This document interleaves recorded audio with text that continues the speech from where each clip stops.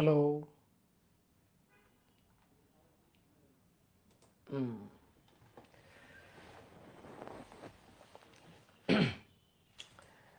আচ্ছা, একটু কমেন্ট করে জানিয়ে দাও তো আমার ভয়েস ঠিকঠাক মতো শুনতে পাচ্ছ কিনা। যারা অলরেডি যুক্ত হয়ে গেছে তারা একটু কমেন্ট করে জানিয়ে দাও যে ভয়েস ঠিকঠাক মতো শুনতে পাচ্ছ কিনা।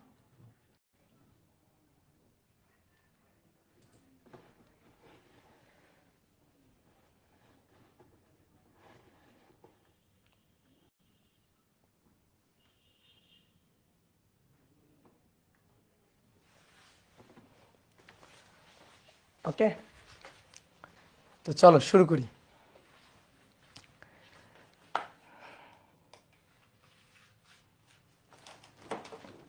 তো সবাইকে শুভেচ্ছা জানাচ্ছি আজকের ক্লাসে। আশা করি সবাই ভালো আছো, সবাই সুস্থ আছো।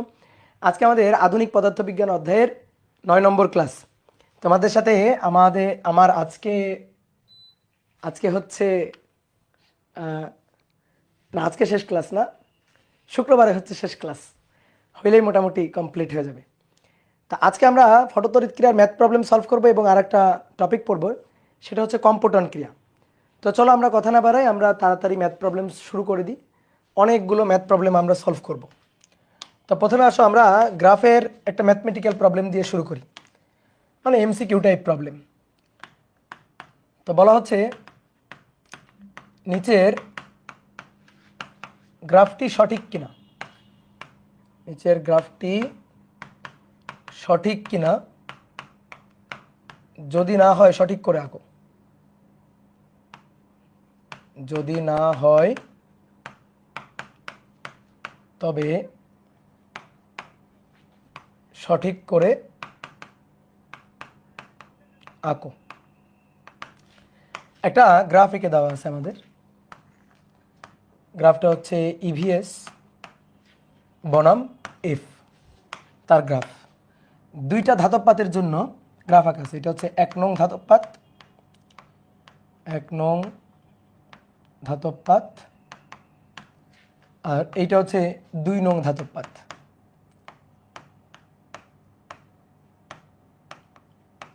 2 নং ধাতব পাত। এখন বলো এই গ্রাফটা সঠিক কিনা।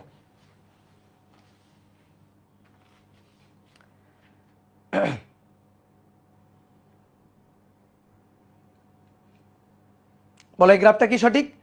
উত্তর হচ্ছে না, সঠিক না। কেন সঠিক না? দুইটা আলাদা আলাদা ধাতু, তাই না? দুইটা আলাদা আলাদা ধাতু। তো ভাই দুইটা আলাদা আলাদা ধাতু হলে দুইটা আলাদা আলাদা কার্যাপেক্ষক হবে, দুইটা আলাদা আলাদা সূচন কম্পাঙ্ক হবে, দুইটা আলাদা আলাদা সূচন তরঙ্গ দৈর্ঘ্য হবে। এই যে এটা তো কম্পাঙ্ক, তো সূচন কম্পাঙ্ক এটা তো আলাদা আলাদা হবে, তো সূচন কম্পাঙ্ক তো আলাদা আলাদা হয়েছে। এই পয়েন্ট আর এই পয়েন্ট আলাদা আলাদা। এটা F01, এটা F02, তো হয়েছেই তো। তো গ্রাফটা সঠিক না কেন? সঠিক তো নাকি? উত্তর হচ্ছে না, সঠিক নাই। এই গ্রাফটা সঠিক নয়। কেন সঠিক নয়? তার কারণ হচ্ছে ঢাল। তুমি দেখো এর যে কোণটা আর এক্স অক্ষের সাথে এর যে কোণটা, এই দুইটা কোণ সমান না। এর কোণটা একটু বড়, এর কোণটা একটু ছোট। তাহলে এর ঢাল tan θ1, এর ঢাল tan θ2, অর্থাৎ এই দুইটা রেখার ঢাল ঢাল সেম না, ঢাল সেম না। ইভিএস বনাম এফ গ্রাফে, ইভিএস বনাম এফ গ্রাফে সকল ধাতুর জন্যই, সকল ধাতুর জন্যই ঢাল সেম হতে হবে এবং ঢাল এম হবে এইচ, ঢাল হবে এইচ সকল ধাতুর জন্য। আমরা গত ক্লাসে গ্রাফ আঁকছিলাম ইভিএস বনাম এফ এর গ্রাফ ছিল এরকম, যে কোনো একটা ধাতুর জন্য ইভিএস বনাম এফ এর গ্রাফ এরকম, আর নিচের দিকে এই যে ডট ডট ডট, এইটা হচ্ছে সূচন কম্পাঙ্ক F0। আর এর যে ঢাল, সেই ঢাল ছিল, এর যে স্লোপ, সেই স্লোপ ছিল হচ্ছে এইচ। কেমনে? ওই যে দেখো ইভিএস এটা equal to H F minus H F nought, তোমার খাতায় লেখা আছে দেখো। ইভিএস ওয়াই অক্ষে Y equal to M X minus C, এই যেটা হচ্ছে সি। তাহলে এক্স হচ্ছে এফ আর এম হচ্ছে স্লোপ হচ্ছে এইচ। তাহলে স্লোপ তো এইচ, প্লাঙ্ক কনস্ট্যান্টটাই হচ্ছে স্লোপ যে কোনো গ্রাফের জন্য। ইভিএস বনাম এফ এর যে কোনো গ্রাফের জন্য প্লাঙ্ক কনস্ট্যান্টটাই হচ্ছে ঢাল, ঢাল হচ্ছে এইচ। তো তুমি দেখো তো এর ঢাল আর এর ঢাল কি সেম হইল? জীবনও না। অবশ্যই এই দুইটা ধাতুর জন্য এই যে ফটোতড়িৎ ক্রিয়ার ইভিএস ভার্সেস এফের যে গ্রাফ, সেই গ্রাফে এই দুইটা সমান্তরাল হওয়া উচিত ছিল, সমান্তরাল রেখা হওয়া উচিত ছিল, তাহলে আমরা বলতে পারতাম ঢাল সমান। তাহলে ইভিএস বনাম এফ রেখা দুইটা হবে এরকম সমান্তরাল রেখা, রেখা দুইটা হবে এরকম সমান্তরাল রেখা। তাহলে এটা 1 নং, এটা 2 নং। দেখো এর ঢালও যা, এর ঢালও তাই, তাহলে এই যে ঢাল বা স্লোপ এটা হবে এইচ, মাথায় রাখবা, বুঝছো? যদি কোনো ফটোতড়িৎ ক্রিয়ার গ্রাফ দেখো এরকম আছে, এই একটা এরকম আছে, ধরো জীবনেও এই গ্রাফ হবে না, সবার ঢাল এইচই হইতে হবে, সেম হইতে হবে ঢাল। দেন হ্যাঁ অবশ্যই সূচন কম্পাঙ্ক আলাদা, অনেকে বলতে পারে সূচন কম্পাঙ্ক অবশ্যই আলাদা। এই দেখো F01 F02 সূচন কম্পাঙ্ক অবশ্যই আলাদা, কার্যাপেক্ষক আলাদা। দেখো এটাকে বর্ধিত করলে এই যেটা কার্যাপেক্ষক, এই যেটা কার্যাপেক্ষক, প্রথমটা হচ্ছে এইচ F0, পরেরটা হচ্ছে এইচ এফ, প্রথমটা হচ্ছে এইচ F01, পরেরটুকু ওই যে পরেরটুকু এটা হচ্ছে এইচ F02, ঠিক আছে? এবার আসো 2 নম্বর। 2 নম্বর বলা হচ্ছে কোনো ধাতব পাতে আলাদা আলাদা তিনটি কম্পাঙ্কের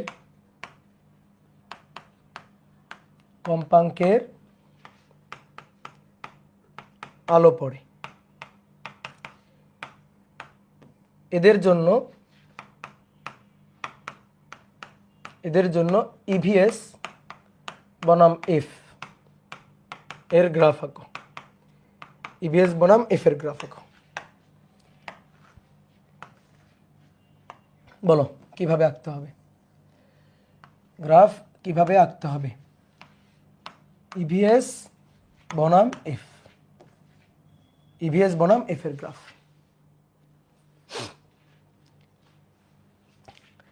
ধাতব পাত কয়টা? একটা। ধাতব পাত একটা, একটা ধাতব পাত, তাহলে তার একটা সূচন কম্পাঙ্ক, একটা সূচন তরঙ্গ দৈর্ঘ্য, একটাই কার্যাপেক্ষক। এবার এর উপর 3টা আলাদা আলাদা কম্পাঙ্কের আলো পড়ছে। এই যে এই একটা কম্পাঙ্কের আলো, তার চেয়ে মনে করো যে একটু বেশি তরঙ্গ দৈর্ঘ্যের, সরি বেশি কম্পাঙ্কের এই একটা, তার চেয়ে ধরো আরো বেশি কম্পাঙ্কের এই একটা, 3টা। তাহলে এটা F3, এটা F2, এটা F1, 3টা আলাদা আলাদা কম্পাঙ্কের আলো পড়ছে। তাহলে 3টা আলাদা আলাদা কম্পাঙ্কের আলোর জন্য ইলেকট্রন নির্গত হবে। F1 ফ্রিকোয়েন্সি কম, F2 ফ্রিকোয়েন্সি বেশি, F3 ফ্রিকোয়েন্সি আরো বেশি ধরো। তাহলে একটা নির্দিষ্ট ধাতব পাত, এই ধাতব পাতে যত বেশি ফ্রিকোয়েন্সির আলো পড়বে ইলেকট্রন তত গতিসম্পন্ন নির্গত হবে। তাহলে সবচেয়ে বেশি ফ্রিকোয়েন্সি কার? F3, তার জন্য বেশি গতিশক্তির ইলেকট্রন নির্গত হবে। এর জন্য একটু কম গতিশক্তির ইলেকট্রন, এর জন্য আরো কম গতিশক্তির ইলেকট্রন, ঠিক আছে? তাহলে কেম্যাক্স আলাদা হবে বা ইভিএস আলাদা হবে।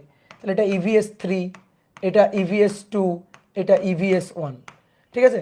তাহলে F3 বেশি, EVS3 বেশি, F2 কম, EVS2 কম, F1 আরো কম, EVS1 আরো কম। স্বাভাবিক, একটাই ধাতব পাত, এতে এখন তুমি যত বেশি ফ্রিকোয়েন্সির আলো ফেলবা ধাতব পাত থেকে ইলেকট্রনও নির্গত হবে, সেই ইলেকট্রনের গতিশক্তিও তত বেশি থাকবে। তো সেটা এখন আমাদের এখানে গ্রাফে আঁকতে হবে। তাহলে একটা ধাতব পাতের জন্য 3টা আলাদা আলাদা কম্পাঙ্ক, এই একটা, এই যে 3টা রেখা। সূচন কম্পাঙ্ক একটাই, এই যে F0। একটা ধাতব পাত, সূচন কম্পাঙ্ক একটা, এটা F1 এর জন্য, এটা F2 এর জন্য, ধরো এটা F3 এর জন্য। বলো হয়েছে? বলো এইভাবে আঁকলাম, হয়েছে? বলো তো। না হয় নাই। কি সমস্যা? আবার ওই একই সমস্যা, 3টা ঢাল তো তুমি আলাদা করে ফেলছো, 3টা ঢাল তুমি আলাদা করে ফেলছো। আর আরেকটা কথা হচ্ছে F1 F2 F3 এভাবে কেমনে আলাদা হবে? F তো এই, তাহলে F এর তো একটা নির্দিষ্ট মান, এই যে F এর একটা নির্দিষ্ট মান, ধরো F, ঠিক আছে? F এর একটা নির্দিষ্ট মান এইটা F, তো সেই এই মানগুলোই আলাদা হবে, F1 F2 F3 এভাবে আলাদা হবে। তো তুমি কি F1 F2 F3 কি বলতেছো এগুলো? তো এরকম বললে হবে না, তাহলে হয়নি কিন্তু। আর মেইন কথা হচ্ছে ঢালই তো আলাদা করে ফেলছো, আর 3টা রেখা এঁকে ফেলছো। দেখো ধাতব পাত যে কটা রেখা হবে সেই কটা, ঠিক আছে? ধাতব পাত যে কটা রেখা কিন্তু সে কটা হবে। ধাতব পাত তো একটা, তাহলে রেখা একটা হবে। ধাতব পাত একটা, রেখা হবে একটা, তাহলে এটা এফ নট সূচন কম্পাঙ্ক, এই এফ নট এটা সূচন কম্পাঙ্ক। এবার আসো F1 এর জন্য, এই যে এটা F1, F1 এর জন্য এটা হচ্ছে EVS1। তারপরে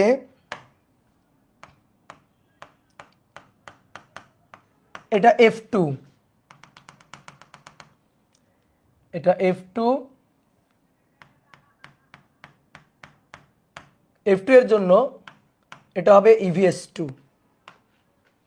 EVS2। এটা F3, এটা F3,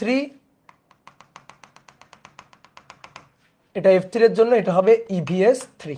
ঠিক আছে, F1 EVS1, F2 EVS2, F3 EVS3। দেখো যার ফ্রিকোয়েন্সি বেশি তার জন্য EVS বেশি। আর EVS মানে তো কিন্তু গতিশক্তি, এই যে এটা K max, এটা 3, এটা K max 2, এটা K max 1। বুঝা গেছে? এই হচ্ছে গ্রাফ। আচ্ছা এবার আসো 3 নম্বর। বলা হচ্ছে একই কম্পাঙ্কের আলো তিনটি আলাদা আলাদা ধাতব পাতের উপর আপতিত হচ্ছে। ধাতব পাতের উপর আপতিত হচ্ছে। তো ইভিএস বনাম এফ, গ্রাফ অঙ্কন করো, গ্রাফ অঙ্কন করো। তাহলে এবার একটাই কম্পাঙ্ক একটা, তিনটা আলাদা আলাদা ধাতব পাত। ঠিক আছে, একটাই কম্পাঙ্ক, তিনটা আলাদা আলাদা ধাতব পাত। এটা এফ, ইভিএস। দেখো একটাই কম্পাঙ্ক, তিনটা আলাদা আলাদা ধাতব পাত। বোর্ডে দেখো কম্পাঙ্ক একটাই থাকবে, এফ একটাই, এই যে এফ একটাই, তিনটা আলাদা আলাদা ধাতব পাত। তাহলে এই একটা আর এই একটা, এই যে তিনটা আলাদা আলাদা ধাতব পাত। এটা 1 নং, এটা 2 নং, এটা 3 নং। এবার গ্রাফটা হবে এরকম। ঠিক আছে, ঠিক আছে বলো নাসিম, ঠিক আছে কিনা? না ঠিক নাই, ইয়েস ঠিক নাই। কেন ঠিক নাই? ওই যে আবারও আকাম ঘটাই ফেলছি। এই দেখো এই কোণ সেম, ঢাল সেম, ঢাল আলাদা হয়ে গেছে, এটা তো হইতে পারে না। তাহলে তিনটা আলাদা আলাদা, এটা তো প্রথমেই দেখাইলাম, তিনটা আলাদা আলাদা ধাতব পাত। ঠিক আছে, তিনটা আলাদা আলাদা ধাতব পাতের জন্য তিনটা রেখা হবে, কিন্তু ভাই প্যারালাল থাকতে হবে, প্যারালাল থাকতে হবে। তাহলে ধরো এই একটা, তারপরে এই একটা প্যারালাল হয়েছে, হ্যাঁ হয়েছে।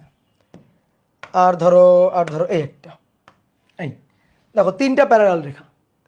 এবার কথা হচ্ছে ভাই তাহলে তো কম্পাঙ্ক, একটা নির্দিষ্ট কম্পাঙ্কের আলো পড়বে। হ্যাঁ পড়বে, সমস্যা কি? এই যে একটা নির্দিষ্ট কম্পাঙ্কের আলো পড়বে, এই যে একটা নির্দিষ্ট কম্পাঙ্ক এফ, তিনটা আলাদা আলাদা ধাতব পাত, তাদের সূচন কম্পাঙ্ক আলাদা হবে। F01, এটার F02, এটার F03। এই যে সূচন কম্পাঙ্ক আলাদা, যেহেতু সূচন কম্পাঙ্ক আলাদা কার্যাপেক্ষক অবশ্যই আলাদা। এই যে এটার কার্যাপেক্ষক এইটুকু, এটার কার্যাপেক্ষক এইটুকু, এটার কার্যাপেক্ষক এইটুকু, এই যে এটার কার্যাপেক্ষক এইটুকু, আর লালটার কার্যাপেক্ষক এইটুকু, এইটুকু কার্যাপেক্ষক। বোঝা গেছে? তাহলে এটা হচ্ছে কার্যাপেক্ষক ফাই, এটা হচ্ছে কার্যাপেক্ষক, এই যে তিনটার আলাদা আলাদা কার্যাপেক্ষক ফাই। তাহলে এই যে মানটা, এই মানটাকে F01 বলা যায়, এটাকে F02 বলা যায়, F02, আর এটাকে F03 বলা যায়। ঠিক আছে, তাহলে কম্পাঙ্ক কত? কম্পাঙ্ক হচ্ছে এফ, কম্পাঙ্ক এফ। এবার আসো দেখো কম্পাঙ্ক এফ,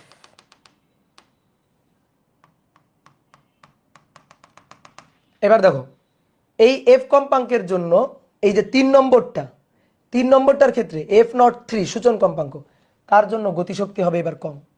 এই যে এটা EVS3। কেন এরকম কেন হইল? দেখো 3টা আলাদা আলাদা ধাতব পাত, এই একটা এই একটা এই একটা, তো 3টা আলাদা আলাদা ধাতব পাত, তো স্বাভাবিক যার সূচন কম্পাঙ্ক বেশি তার থেকে ইলেকট্রন নির্গত করা কঠিন হবে। তো যার সূচন কম্পাঙ্ক বেশি F03, তার সূচন কম্পাঙ্ক বেশি, তো তার থেকে ইলেকট্রন নির্গত করাটাই কঠিন হবে, তার থেকে নির্গত ইলেকট্রনের গতিশক্তিটা কম হবে। তাই হয়েছে, দেখো যার সূচন কম্পাঙ্ক বেশি তার জন্য ইলেকট্রনের গতিশক্তি হয়েছে কম, আর যার সূচন কম্পাঙ্ক কম তার জন্য ইলেকট্রনের গতিশক্তি হয়েছে সবচেয়ে বেশি, গতিশক্তি হয়েছে সবচেয়ে বেশি। এটা হচ্ছে EVS1, ঠিক আছে। এটার জন্য EVS2। তাহলে এই হচ্ছে ব্যাপার।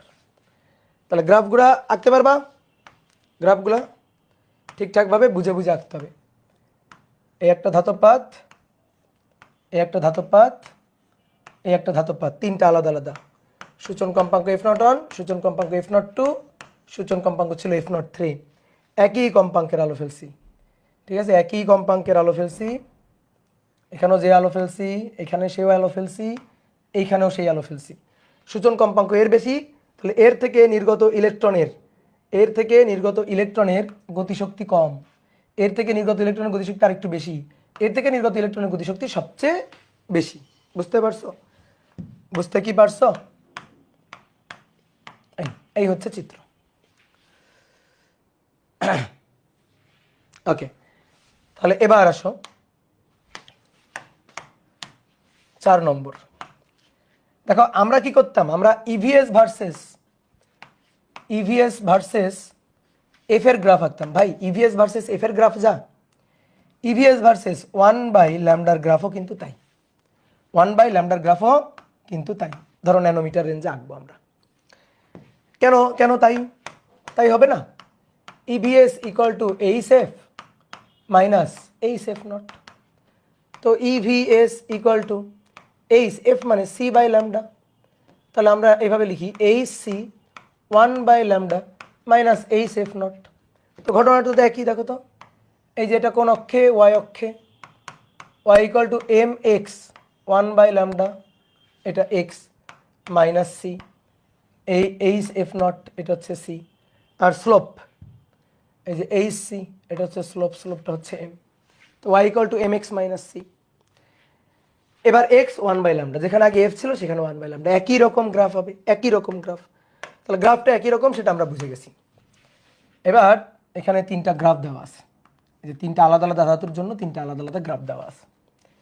এটা বলা হচ্ছে 0.01, এটা বলা হচ্ছে 0.02, এটা বলা হচ্ছে 0.03।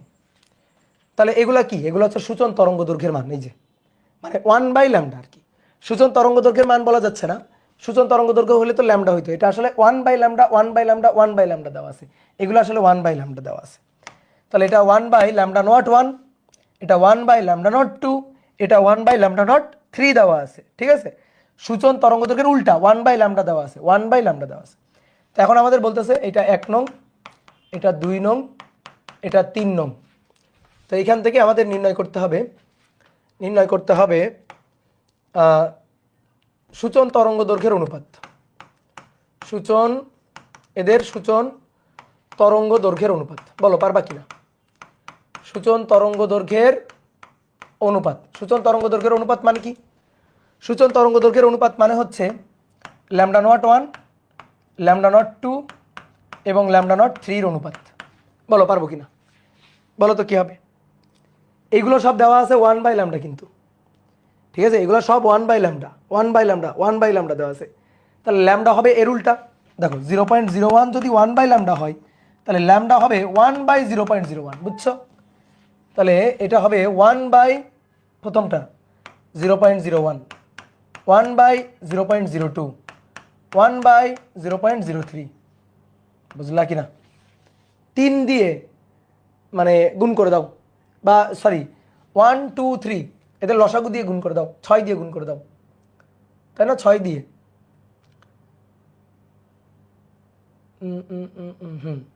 তাহলে 1 1/0.01, 1/0.02, 1/0.03, তাহলে এটা 1, 1/2, 1/3, ঠিক আছে। তাহলে এটাকে 6 দিয়ে যদি গুণ করি তাহলে 6/6 3, 6/6, তাহলে 2, তাহলে 6:3:2, তাই না? 1 2 3, তাহলে 3 1 1/2, তাহলে 3 to 1 তো লেখা যায়, 3 to 1, হ্যাঁ 3 to 1, এটাকে উল্টা দিলে 3 to 1, 3 to 1 এভাবে লিখো তাহলেই হবে, সমস্যা নেই, ঠিক আছে। 3 to 1, হ্যাঁ 1 1/2, 1/3, তাহলে এটা উল্টা 3 to 1, এটা হচ্ছে সূচন তরঙ্গ দৈর্ঘ্যের অনুপাত। এবার আমাদের 2 নম্বর বলতেছে যে সূচন কম্পাঙ্কের অনুপাত নির্ণয় করো। সূচন কম্পাঙ্কের অনুপাত, এদের সূচন কম্পাঙ্কের অনুপাত। তো সূচন কম্পাঙ্ক মানে সূচন কম্পাঙ্ক হচ্ছে f01, f02, f03, দেখো এগুলো সব 1/λ দেওয়া আছে। তাহলে আমরা f = কি জানি, c/λ না? তাহলে c/λ01, c/λ02 আর c/λ03, λ03, c কাটা, c বাদ দাও, এই 1/1/λ01, 0.01, তাহলে এটা হচ্ছে 0.01, বুঝছো? এই যে 1/λ, c যদি কাটা যায় 1/λ01, 1/λ02 আর 1/λ03, তো এগুলোতে 1/λ দেওয়া আছে, তাহলে এটা হবে 0.01, 0.02, 0.03, তাহলে 1 2 1 2 এবং 3, 1 2 এবং 3। ওকে, আর একটা জিনিস 3 নম্বর, এদের কার্যাপেক্ষকের অনুপাত। কার্যাপেক্ষকের অনুপাত, কার্যাপেক্ষকের অনুপাত নির্ণয় করতে বলছে। তাহলে কার্যাপেক্ষকের অনুপাত কি হবে? φ1, φ2, φ3, তো φ = কি, hc/λ01, hc/λ02, hc/λ02 এবং hc/λ03, hc বাদ দিয়ে দাও, তাহলে 1/λ01, 1/λ02, 1/λ03, এই যে এটা, তাহলে 1 2 3, তাহলে এই অনুপাতটা হবে 1 1 2 এবং 3।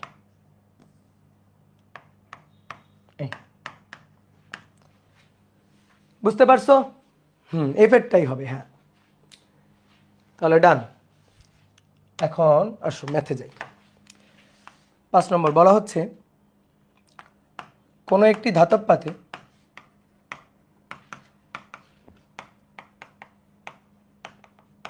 কোনো একটি ধাতব পাতে 4 × 10⁻15 হার্টজ কম্পাঙ্কের আলো পড়লে উক্ত ধাতব পাত হতে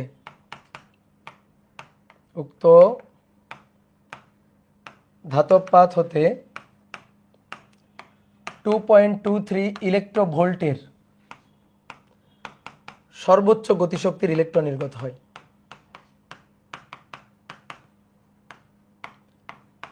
সর্বোচ্চ গতিশক্তির ইলেকট্রন নির্গত হয়, এটা ধরো উদ্দীপক দেওয়া আছে। 1 নম্বর কোশ্চেন, নির্গত ইলেকট্রনের সর্বোচ্চ গতিশক্তি, নির্গত ইলেকট্রনের সর্বোচ্চ গতিশক্তি দেওয়া আছে, নির্গত ইলেকট্রনের সর্বোচ্চ বেগ, ইলেকট্রনের সর্বোচ্চ বেগ, নির্গত ইলেকট্রনের সর্বোচ্চ বেগ। 2 নম্বর, আপতিত ফোটনের ভরবেগ, আপতিত ফোটনের ভরবেগ। আর 3 নম্বর ধাতুর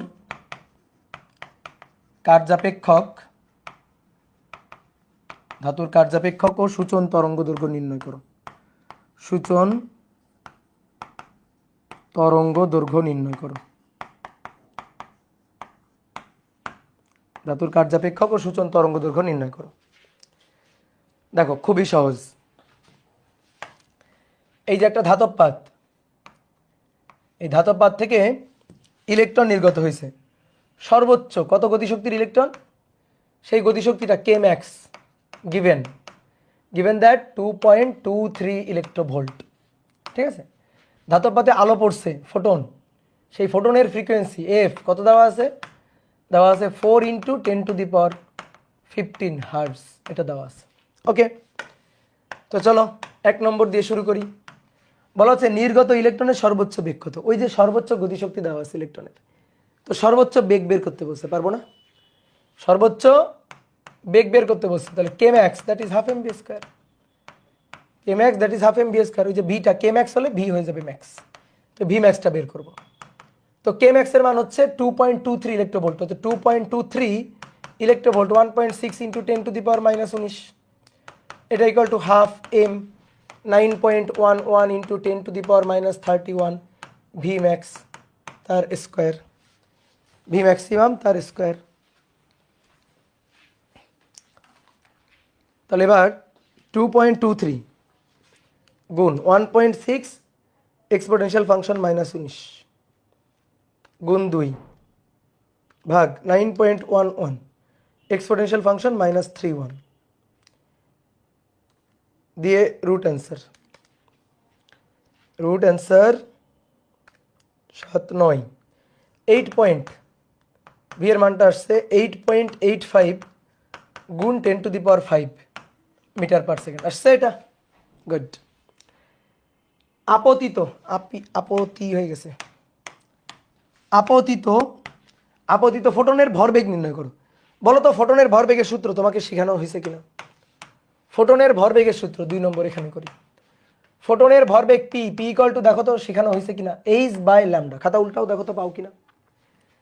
তো ল্যামডা তো দেওয়া নাই, আপতিত ফোটনের কম্পাঙ্ক দেওয়া আছে, কোনো প্রবলেম নাই, ল্যামডা থেকে এফ পাবো কিভাবে? P equal to h/λ, C equal to F lambda, lambda equal to সি/এফ, তাহলে নিচে সি লাভ দিয়ে চলে গেল এফ উপরে। তাহলে এইচ এর মান 6.626 × 10⁻−34। এফ এর মান, এফ হচ্ছে ফ্রিকোয়েন্সি, 4 × 10⁻15, 4 × 10⁻15 ডিভাইডেড বাই 3 × 10⁸। তাহলে এইচ এর মান বসালাম, এফ এর মান বসালাম, সি এর মানটা বসালাম। ভরবেগের একক কি? KG metre per second. 6.626 exponential function -34 গুণ 4 exponential function 15 divided by 3 exponential function 8। তাহলে 8.834 × 10⁻27 এত কেজি মিটার পার সেকেন্ড, 2 নম্বর ডান হয়ে গেছে। আচ্ছা এবার আসো, এবার আমাকে কি বলছে? এবার বলা হচ্ছে ধাতুর কার্যাপেক্ষক ও সূচন তরঙ্গ দৈর্ঘ্য নির্ণয় করো। ধাতুর কার্যাপেক্ষক ও সূচন তরঙ্গ দৈর্ঘ্য, মূল সূত্রটা ছিল আপতিত আলোর শক্তি E = φ প্লাস কে ম্যাক্স, এটা হচ্ছে মূল সূত্র। এবার এটাকে বিভিন্ন ফরম্যাটে আমরা লিখি, গত ক্লাসে আমরা দেখছি। ই এর জায়গায় আমরা এইচ এফ বসাইতে পারি, hc/λ বসাইতে পারি, ফাই এর জায়গায় hf0 বসাইতে পারি, hc/λ0 বসাইতে পারি, কে ম্যাক্সের জায়গায় ইভিএস বসাইতে পারি, তাই না? এরকম বহুত জিনিস আমরা লিখতে পারি। তো এখন দেখো এইখানে আমরা কি লিখব? যেহেতু আমাদের এফ দেওয়া আছে তাহলে = hf লিখবো। আর আমরা ফাই বের করতে চাই, ধরো ফাই বের করতে চাই তাহলে ফাই, কিন্তু যদি আমরা একবারে সূচন তরঙ্গ দৈর্ঘ্য বের করতাম তাহলে আমরা লিখতাম hc/λ0, কিন্তু আমরা চাচ্ছি যে না, একটু আমরা ফাইও বের করতে চাই, তাহলে ফাই আর এখানে কি কে ম্যাক্স তো গিভেন। তাহলে এবার আসো মান বসে। এইচ এর মান 6.626 × 10⁻−34 গুণ এফ এর মান 4 × 10⁻15, ফাইয়ের মানটা বের করবো প্লাস কে ম্যাক্স হচ্ছে 2.23 গুণ 1.6 গুণ 10⁻−19। দেখো একটা জিনিস খেয়াল করো, তুমি যদি একবারে ফাইটাকে ইলেকট্রোভোল্ট এককে পাইতে চাও একবারে, তাহলে কে ম্যাক্স তো তোমার ইলেকট্রোভোল্টে আছে, তাহলে এটাকে ইলেকট্রোভোল্ট করবা কেমনে? এটা জুলে আছে, এইচ এর মান এফ এর মান বসালে জুলে কেমনে আছে? এইচ এর একক কি? জুল সেকেন্ড, আর এফ এর একক কি? Per second. তাহলে পার সেকেন্ড আর সেকেন্ড কাটাকাটি, তো পড়ে থাকলো কি? জুল।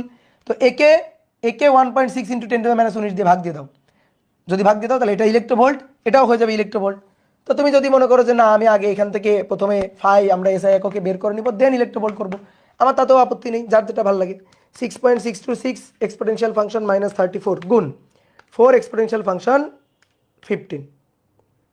ওকে, এইটাকে বিয়োগ দিব 2.23 গুণ 1.6 এক্সপোনেনশিয়াল ফাংশন -19। ঠিক আছে, তাহলে ফাই হচ্ছে 2.293 গুণ 10⁻18। এত কিন্তু জুল, একে ভাগ দাও 1.6 × 10⁻19 দিয়ে, ভাগ 1.6 এক্সপোনেনশিয়াল ফাংশন -19।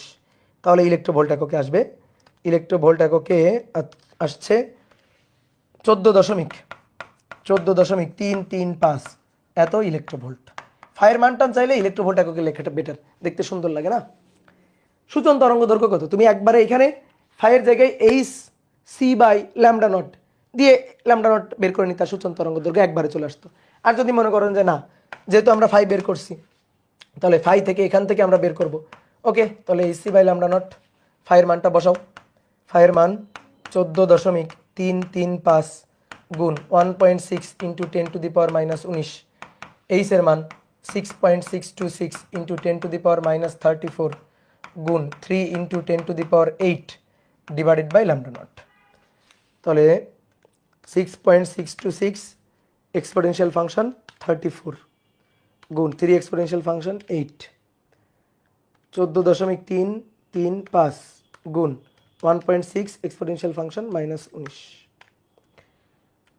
তাহলে এখান থেকে ল্যামডা নটের মান আমরা পাবো 8.666 × 10⁻8 মিটার। শেষ। কি ক্লিয়ার? ওকে, এবার আসো 6 নম্বর।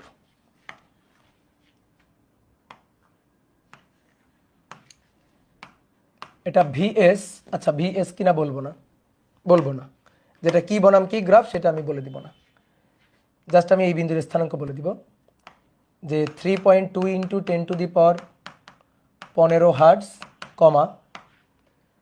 4 ভোল্ট। এবার কোশ্চেন নম্বর 1, ধাতুটির সূচন তরঙ্গ দৈর্ঘ্য ও কম্পাঙ্ক নির্ণয় করো। তরঙ্গ দৈর্ঘ্য ও সূচন তরঙ্গ দৈর্ঘ্য ও কম্পাঙ্ক নির্ণয় করো। আর 2 নম্বর, নির্গত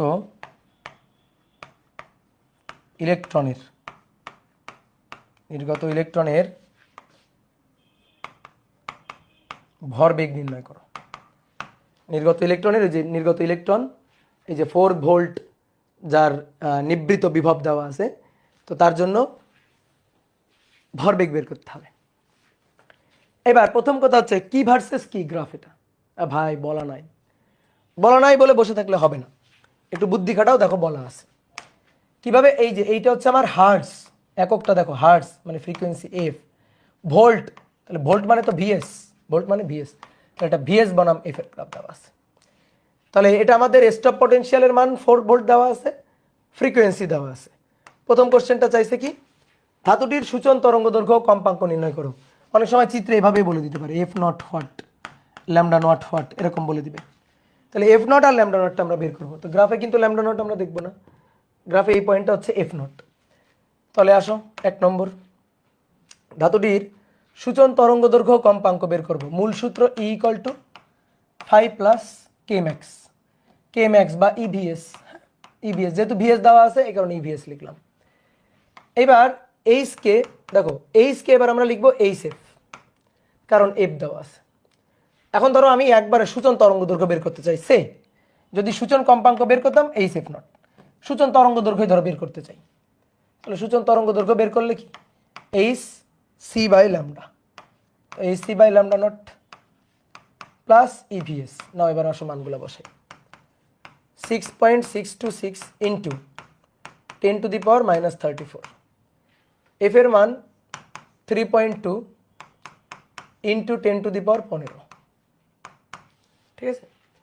এইচ 6.626 ইন্টু 10⁻⁻34, সি 3 ইন্টু 10⁸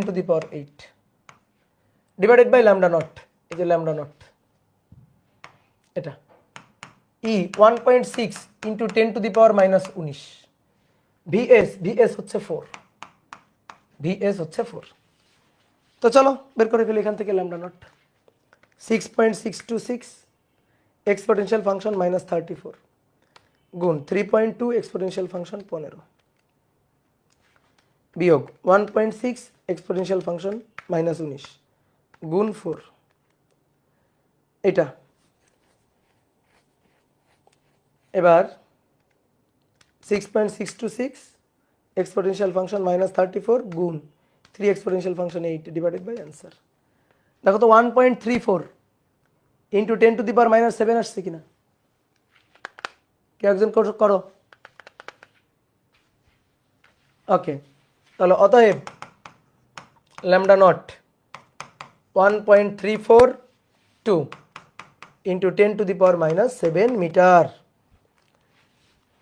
সূচন কম্পাঙ্ক এফ নট বের করতে পারবা না, এফ নট বের করতে পারবা না, F nought equal to C by lambda nought দিয়ে বের করবা, শেষ। ওকে, এবার 2 নম্বর, 2 কি বলছে, এই যে নির্গত ইলেকট্রনের গতিশক্তি এটা, মানে এর সাথে ই গুণ দিলেই গতিশক্তি ইভিএস। তো আমাদের এখন বলছে ভরবেগ বের করো, দুইভাবে করা যায়, বেগ বের করে তার সাথে ভর গুণ করা যায়, অথবা আর একটা কাজ করা যায়। দেখো বেগ বের করে ভর গুণ করা যায়, অথবা আর একটা কাজ করা যায়, গতিশক্তি আর ভরবেগের একটা সম্পর্ক তো আমরা জানি যে P square EK equal to P square by 2m, গতিশক্তি ইকে এটা ইকুয়াল টু কি পি স্কোয়ার বাই 2m জানি না আমরা, তো সেই ইকেটাই তো কেম্যাক্স, ইকেটাই তো কেম্যাক্স বা ইভিএস এটা equal to P square by 2m। তাহলে অতএব P equal two √2m EVS. আমরা এবার মান বসাও ভরবেগ, তাহলে √2 ইন্টু 9.11 ইন্টু 10⁻⁻31, তারপরে 1.6 ইন্টু 10⁻⁻19, আর ভিএস হচ্ছে 4 ভোল্ট গুণ 4, তাহলে √2 ইন্টু 9.11 এক্সপোনেনশিয়াল ফাংশন -31 গুণ 1.6 এক্সপোনেনশিয়াল ফাংশন -19 গুণ 4, তাহলে 1.0798 গুণ 10⁻⁻24 এত কেজি মিটার পার সেকেন্ড। অথবা ভর বের করে বেগ বের করে ভর দিয়ে গুণ করে দিতে পারো, অথবা, ঠিক আছে, যার যেটা ভালো লাগে করবে, যার যেটা ভালো লাগে সে সেটা করবে, কোনো সমস্যা নেই, ঠিক আছে। তাহলে 6 ডান। 7 বলা হচ্ছে কোনো একটি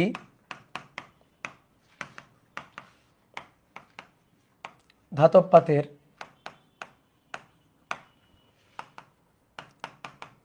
কার্যাপেক্ষক, কোনো একটি ধাতব পাতের কার্যাপেক্ষক 4 ইলেকট্রোভোল্ট, ধাতব পাত্রটিতে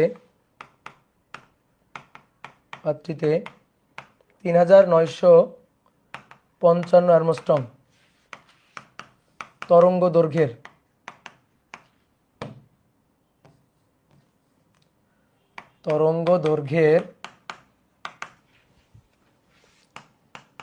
আলো ফেলা হলো, এক নম্বর কোশ্চেন, নির্গত ইলেকট্রনের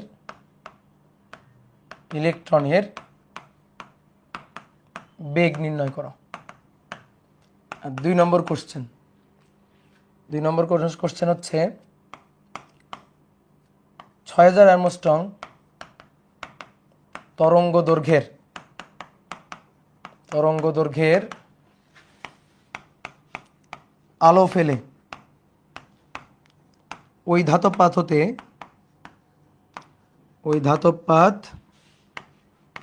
হতে ইলেকট্রন নির্গত করা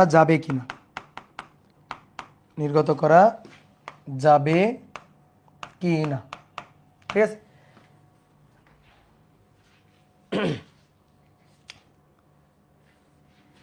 বলো পারবা কিনা?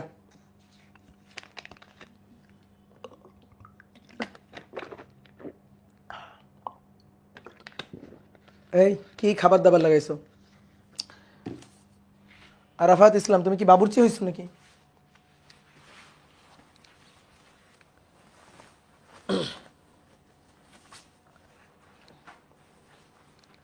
করো, হিসাব করো।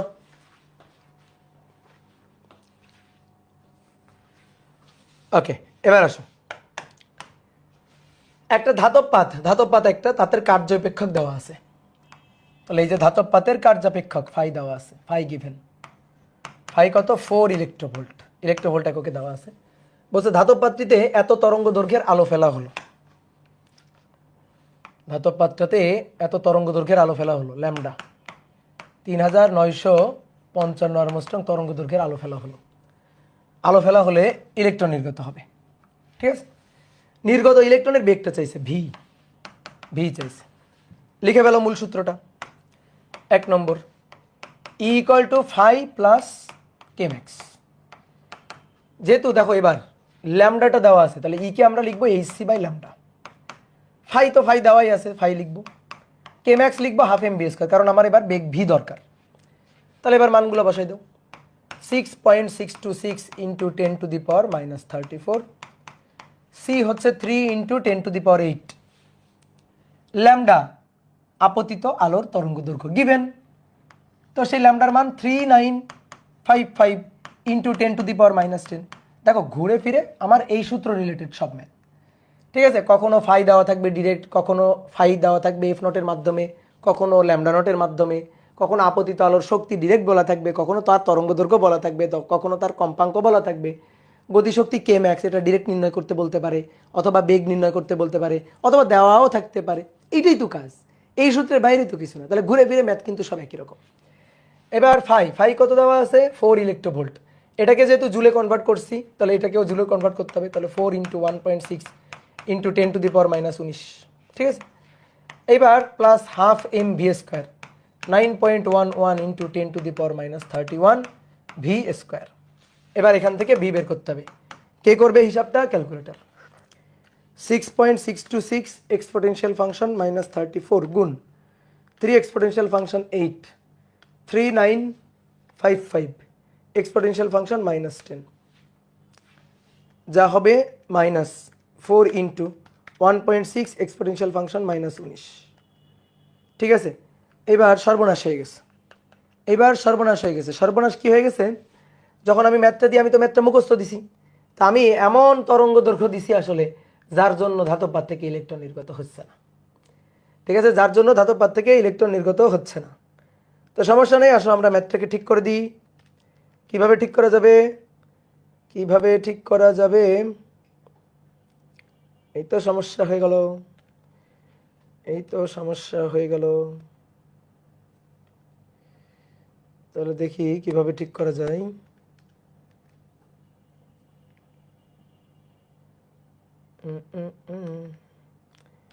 এখানে 20 দিলে ব্যবহৃত আলোর তরঙ্গ দৈর্ঘ্য দিতে হবে কমাই দিয়ে। এখানে যদি 2000 বসাই, দেখি 2000 বসাই হয় কিনা। আমি তো মুছে ফেলেছি। 6.626 এক্সপোনেনশিয়াল ফাংশন -34 গুণ 3 এক্সপোনেনশিয়াল ফাংশন 8।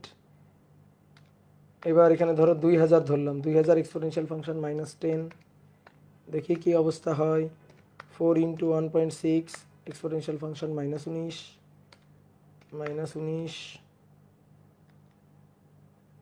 2000 হলে হবে। এই জায়গাটাতে 2000 করে দাও। এটাকে 3000 জায়গায় 2000 করে দাও,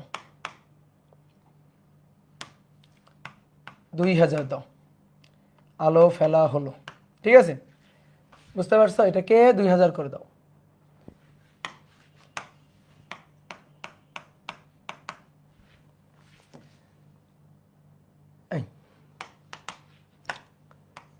তাহলে 2000 করে দিলাম। এইবার আসো, তাহলে মাইনাস এটা করে ফেলছি, ওকে ডান। এবার এর সাথে গুণ 2, তাকে ভাগ 9.11 এক্সপোনেনশিয়াল ফাংশন -31 দিয়ে এবার তার রুট অ্যান্সার। তাহলে ভি এর মান আমি পাচ্ছি, অতএব V equal to 8.814 into 10⁵ metre per second. বুঝতে পারছো? এই কোশ্চেনটা আমি যখন দিই আমি তো ইচ্ছা মতো ডাটা দিছিলাম, তো ডাটা দিয়ে ধরা খেয়ে গেছি কি আপতিত আলোর শক্তি হইতেছে কার্যাপেক্ষকের চেয়ে কম, তার ইলেকট্রন কেমনে নির্গত হবে? তো সেই ক্ষেত্রে আসলে ইলেকট্রন নির্গত হবে না, বুঝছো? নির্গত ইলেকট্রনে বেগ কত, ইলেকট্রন নির্গতই হবে না। আসলে 2 নম্বর কোশ্চেনটা হয়ে গেছিল আর কি। এবার বলতেছে 6000 অ্যারমস্ট্রং তরঙ্গ দৈর্ঘ্যের আলো ফেলে ওই ধাতব পাত থেকে ইলেকট্রন নির্গত করা যাবে কি? বলো উত্তর কি? উত্তর কি? না, 3000-এর জন্যই যায় নাই, আর 6000 তো যাবে না। এবার কথা হচ্ছে দেখাবা কিভাবে। দেখো এই ম্যাথটা দেখানোর উপায় হচ্ছে তুমি আপতিত আলোর কম্পাঙ্ক বের করবা, সূচন কম্পাঙ্ক বের করবা, বের করে দেখাবা, এই দুইটার মধ্যে কম্পেয়ার করবা। ইলেকট্রন নির্গত হওয়ার জন্য অবশ্যই এফ এর মান এফ নটের কম অথবা সমান হইতে হবে। যদি ফটো ইলেকট্রন নির্গত হইতে হয় তাহলে এফ এর মান এফ নটের কম হইতে হবে, মানে এফ এর মান এফ নটের বেশি হইতে হবে, নয়তো সমান হইতে হবে। অর্থাৎ এফ নটের মান এফ এর কম হইতে হবে অথবা সমান হইতে হবে। এফ দিয়ে দেখাইতে পারো, শক্তি দিয়েও তো দেখাইতে পারো, ই গ্রেটার দেন অর ইকুয়াল 5 হইতে হবে, অথবা lambda less than or equal, lambda less than or equal lambda not হইতে হবে, এটা হইতে হবে। এখন এই তিনটার মধ্যে তুমি যেটা দিয়ে দেখাবা, তোমার যেটা ভালো লাগে। তো ম্যাক্সিমাম বইয়ে করে কি শক্তিটা দিয়ে দেখাই, কারণ আমি যদি সূচন তরঙ্গ দৈর্ঘ্য বা কম্পাঙ্ক দিয়ে দেখাই তাহলে 4 মার্কের প্রশ্ন হিসাবে সেটা অনেক ছোট হয়ে আসে। তো এই কারণে একটু টানে টুনে বড় করতে হবে, বোর্ড কোশ্চেনের নীতি হচ্ছে এটা, যে কোশ্চেন যখন অ্যান্সার যখন ছোট হয়ে যাবে তখন এটা টানে টুনে একটু বড় করতে হবে। ঠিক আছে, তো ব্যাখ্যামূলক কি দিব, ব্যাখ্যাই যে দিবা, এই যে দাঁড়াও বলতেছি ব্যাখ্যা কি দিবা। তাহলে আসো 2 নম্বর, এত তরঙ্গ দৈর্ঘ্যের আলো ফেলা হলে ওই ধাতব পাত থেকে ইলেকট্রন নির্গত হবে কিনা। তো তুমি কি করবা, আপতিত আলোর তরঙ্গ দৈর্ঘ্য দেওয়া আছে, তুমি সূচন তরঙ্গ দৈর্ঘ্যটা বের করবা, এখান থেকে সূচন তরঙ্গ দৈর্ঘ্য বের করবা, দেন দুইটা তরঙ্গ দৈর্ঘ্য কম্পেয়ার করবা। অথবা তোমার তো কার্যাপেক্ষকই দেওয়া আছে, 4 ইলেকট্রোভোল্টই দেওয়া আছে, তুমি আপতিত আলোর শক্তিটা বের করো, ই ইকুয়াল টু h/λ, এটা বের করো। 6.626 ইন্টু 10⁻⁻34 গুণ 3 into 10⁸ divided by 3 into 10⁸ divided by lambda, lambda হচ্ছে কত, 6000, ল্যামডা 6000 গুণ 10⁻⁻10। বলো এটা কোন এককে? জুল এককে, এটা কিন্তু জুল। তাকে ভাগ দিব 1.6 ইন্টু 10⁻⁻19 দিয়ে, তাহলে আমাদের ইলেকট্রোভোল্ট আসবে, 6.626 এক্সপোনেনশিয়াল ফাংশন -34 গুণ 3 এক্সপোনেনশিয়াল ফাংশন 8, 6000 এক্সপোনেনশিয়াল ফাংশন -10 গুণ 1.6 এক্সপোনেনশিয়াল ফাংশন -19, তাহলে এটা 2.0706 এত ইলেকট্রোভোল্ট, এটাই হচ্ছে আমাদের অ্যান্সার। 2.060706 এত ইলেকট্রোভোল্ট। সরি, এটা তো অ্যান্সার না, নির্গত হবে কিনা সেটা তো বলতে হবে। তো ই এর মান দেখো, ই এর মান 5 এর চেয়ে কম, কোথায় 5 এর মান 4 ইলেকট্রোভোল্ট আর ই এর মান এত, তাহলে ইলেকট্রন নির্গত হবে না, এটাই লিখতে হবে, ইলেকট্রন নির্গত হবে না। বুঝতে পারছো? বলো। ওকে,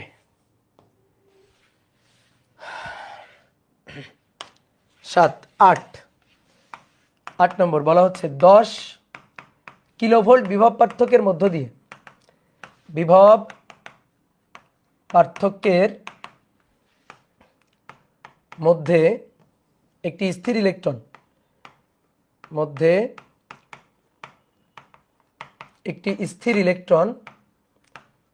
স্থির ইলেকট্রন সর্বোচ্চ কত বেগ অর্জন করবে, এটা একটা এমসিকিউ টাইপ কোশ্চেন। 10 কিলোভোল্ট বিভব পার্থক্যের মধ্যে একটা স্থির ইলেকট্রন সর্বোচ্চ কত বেগ অর্জন করবে? এই যে 10 কিলোভোল্ট এই বিভব পার্থক্য থেকে ইলেকট্রন শক্তি গেইন করতেছে। তো ইলেকট্রনের এই যে গেইনকৃত শক্তি ইভি সেটা কি করবে? গতিশক্তি দিবে, that is half M V square. ওই যে EVS equal to half M V square পড়ছিলাম আমরা নিবৃত্ত বিভবের ক্ষেত্রে, EVS equal to half M V square প্রমাণ করছিলাম না? তো সেটাই EVS equal to half M V square, এই একই সূত্র। তো ইভিএস সেই মানে এবার এবার এটাকে আর ভিএস বলবো না, স্টপ পটেনশিয়াল বলবো না। আগে যেমন কি হয়েছিল, যে বিভবটা ছিল সেটা স্টপ পটেনশিয়াল ছিল, অর্থাৎ মন্দন সৃষ্টিকারী বিভব ছিল আর কি। এটা ত্বরণ সৃষ্টিকারী। স্থির ইলেকট্রন সেটাকে ত্বরণ দিবে। কেমনে ত্বরণ দিবে? এই যে এই পাতটা ধরো এবার নেগেটিভ চার্জে চার্জিত, আর এই পাতটা পজিটিভ চার্জে চার্জিত, এখন একটা ইলেকট্রন ধরো এখানে আছে, তো ইলেকট্রন স্থির ইলেকট্রন, তো তার বেগ কত? বেগ হচ্ছে 0। এবার এই মাইনাস ওকে ঠেলবে, প্লাস ওকে টানবে, তাহলে যতই সে এদিকে যাবে তত সে বেগ অর্জন করবে। তো যখন এই পয়েন্টে গিয়ে পৌঁছাবে তখন তার বেগ হবে ভি। তাহলে সে কি করলো? এখান থেকে ওই পর্যন্ত গেল, সেটা হচ্ছে ডি, দুই পাতের বিভব পার্থক্য। এটা হচ্ছে ডেল বি হচ্ছে দুই পাতের বিভব পার্থক্য, del B equal to V, ধরো del B equal to V. তাহলে এবার কি হচ্ছে? এবার ত্বরণ হচ্ছে, বেগ জিরো থেকে বেগ ভি লাভ করতেছে। তাহলে এবার ওই যে কৃত কাজ গতিশক্তির পরিবর্তন, কৃত কাজ। এবার এই ইলেকট্রনের উপর বলটা এইদিকে, এই যে ইলেকট্রন, এই ইলেকট্রনের উপর মাইনাসের ধাক্কা প্লাসের টান, তাহলে বলটা এদিকে, সেই বল F equal to E Q. Concept একই রকম, কৃত কাজ গতিশক্তির পরিবর্তন। তাহলে ডেল ই কে এটা সমান সমান ডাব্লিউ। তো ডাব্লিউ ইকুয়াল টু হবে এফ বল ডি মধ্যবর্তী কোণ 0 ডিগ্রি, আর গতিশক্তির পরিবর্তন হচ্ছে half M V square minus U square. তো ইউ এর মান কত? ইউ এর মান 0। তাহলে এটা হচ্ছে half M V square, F equal to E Q D, E D মানে ভি, তাহলে আর কিউ মানে হচ্ছে ই, তাহলে ই ভি। তো এই সূত্রটাই। তো আমরা কিন্তু এত কিছু করব না, আমি দেখালাম তারপরে একবার। তুমি ডিরেক্ট সূত্র লিখবে, এগুলো MCQ type question. EV equal to half M V square, শক্তি সমান সমান শক্তি 1.6 ইন্টু 10⁻⁻�19, একটা স্থির ইলেকট্রন। ভি এর মান 10 কিলোভোল্ট, 10 ইন্টু 10⁻³ হাফ 9.11 ইন্টু 10⁻⁻31 আর ভি স্কোয়ার। এখান থেকে ভি এর মানটা বের করে নিতে হবে। শেষ।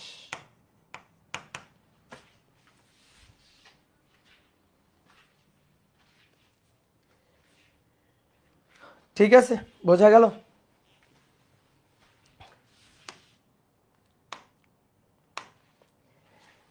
এবার আসো 9 নম্বর। বলা হচ্ছে 450 ন্যানোমিটার তরঙ্গ দৈর্ঘ্যের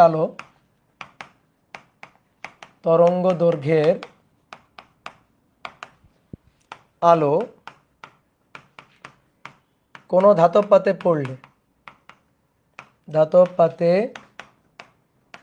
পড়লে ফটো ইলেকট্রনের জন্য নিবৃত্ত বিভব 4.8 ভোল্ট। কত তরঙ্গ দৈর্ঘ্যের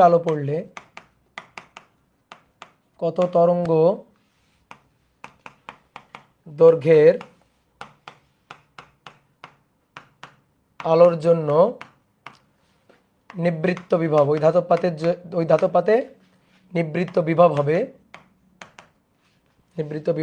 3.5 ভোল্ট। নিবৃত্ত বিভব 3.5 ভোল্ট হবে। ঠিক আছে? তাহলে 450 ন্যানোমিটার তরঙ্গ দৈর্ঘ্যের আলো কোনো ধাতব পাতে পড়লে নিবৃত্ত বিভব 4.8 ভোল্ট।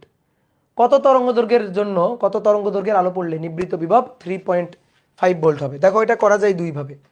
প্রথম এটা তোমাকে আমি বলি, E equal to phi plus EVS, তাই তো? বোর্ডে দেখো ভাই, ই ইকুয়াল টু তুমি লিখবা E equal to H C by lambda, যেহেতু ল্যামডা দেওয়া আছে। ই এর মান বসাবা ফাই প্লাস ইভিএস। তাহলে ভালো করে দেখো, এইচ সি বাই ল্যামডা বসাবা, ল্যামডার মান বসাবা। ইভিএস ভি এর মান 4.8, এটা বসাই দিবা, 4.8 বসাই দিবা, দিয়ে এখান থেকে ভাই ফাইটা আগে বের করবা। ফাইটা বের করলে, প্রথম ক্ষেত্র থেকে ফাইটা বের করলে। এবার ধাতব পাত তো একটা, তাহলে ভাই তার কার্যাপেক্ষক তো একটাই হবে। ধাতব পাত একটা, তো তার কার্যাপেক্ষক কি একটাই হবে, একটাই কার্যাপেক্ষক হবে। তো এখান থেকে কার্যাপেক্ষক ফাইটা বের করবা। ঠিক আছে? দেন এবার দ্বিতীয় ক্ষেত্রে, এইচ সি বাই এই যে ল্যামডা, ঠিক আছে, দ্বিতীয় ক্ষেত্রে আবার এই যে ল্যামডাটা বের করতে চাই, কত তরঙ্গ দৈর্ঘ্যের ল্যামডা, এটা সমান সমান 5 প্লাস ইবিএস। তো তোমার তখন এই যে ফাইয়ের মানটা নিয়ে এখানে বসাই দিবা, ফাই জানো, ইবিএস এই যে ভিএস এর মানটা হচ্ছে কত 3.5, এটা তুমি জানো, দিয়ে এখান থেকে ল্যামডাটা বের করে নিবা, হয়ে যাবে। তো এইভাবে করা যায়। তো এইভাবে করতে গেলে 2 বার হিসাব করা লাগে, বেশ মানে কেমন যেন লাগে। তো এটা আরেকটাভাবে আমি করতে পারি, এটা আমার কাছে এটাই ভালো লাগে। তো কী নিয়ম সেটা, সেটা হচ্ছে মূল সূত্র কি, মূল সূত্র হচ্ছে E equal to phi plus EVS. Okay, মূল সূত্র। তাহলে আসো প্রথম ক্ষেত্রে, তো প্রথম ক্ষেত্রে ই ইকুয়াল টু, যেহেতু তরঙ্গ দৈর্ঘ্য দেওয়া আছে, তো আমি প্রথম ক্ষেত্রে এইভাবে লিখবো, এইচ সি বাই ল্যামডা, এটা ল্যামডা 1, এটা ইকুয়াল টু ফাই থাকুক, ঠিক আছে, ফাই থাকুক। বা তোমার যদি এখানে লিখতে ইচ্ছা হয় এইচ সি বাই ল্যামডা লিখবা, লিখো, ল্যামডা নট লিখবা, লিখো, কোনো সমস্যা। ই এই যে ভিএস, তো এই ভিএসটাকে আমি বললাম ভি1, যার মান হচ্ছে ওই যে কত 4.8। আবার দ্বিতীয় ক্ষেত্রে এইচ সি বাই ল্যামডা 2, এটা সমান সমান ফাই প্লাস ই ভি2, একই ধাতবপাত যেহেতু একই, তাহলে কোনটা সেম থাকবে, ফাই সেম থাকবে, কার্যাপেক্ষক সেম থাকবে, কার্যাপেক্ষক সেম আছে, ঠিক আছে। এবার দেখো ফাই আছে না, দুই জায়গায় ফাই আছে না, ফাই সমান সমান কত, এখান থেকে যদি বলি ফাই সমান সমান কত, তাহলে ফাই সমান সমান হবে H C by lambda 1 minus ইভি1, সমীকরণ নম্বর 1। তারপরে phi equal to H C by lambda 2 minus ইভি2, সমীকরণ এটা 2 নম্বর। 1 ও 2 থেকে পাই ফাই সমান সমান ফাই, ম্যাথ শেষ।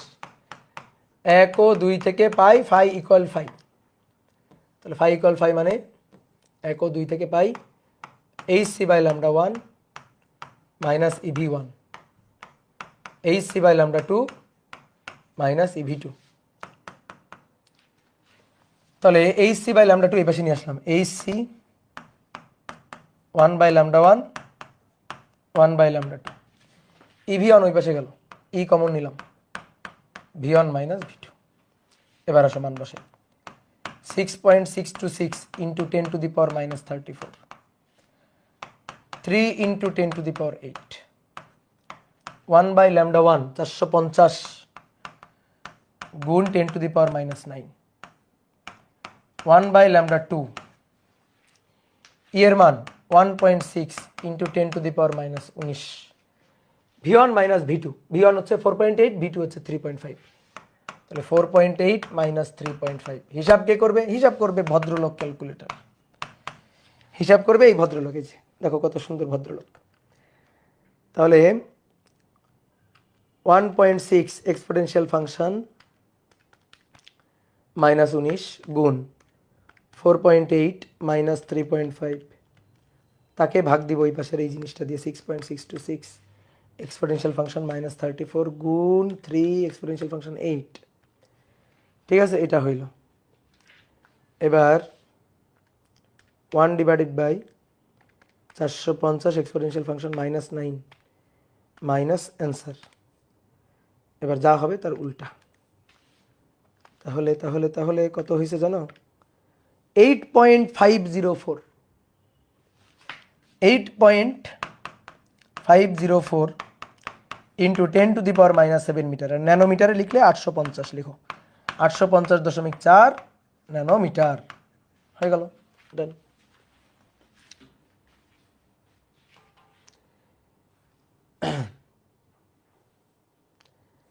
দাদা ভি কে তো জুলে নিতে হবে, ভি কে তো জুলে নিছি, এই যে ভি1 ভি2, এই যে জুল, ই গুণ দিলাম না, তো জুল হলো না, এর মানটা গুণ দিলাম, তো এই যে ইভি, ইভি মানেই তো জুল, ই গুণ দিলেই তো, ভি এর সাথে ই গুণ দিলেই তো জুল হয়ে গেল। ঠিক আছে, এবার আসো 10 নম্বর, বলা হচ্ছে কোনো ধাতব পাতে এর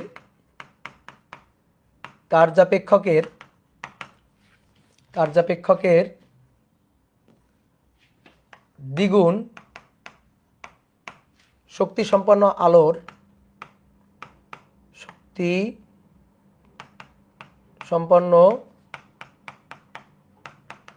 আলোর জন্য নির্গত ইলেকট্রনের সর্বোচ্চ বেগ ও 5 গুণ ও কার্যাপেক্ষকের 5 গুণ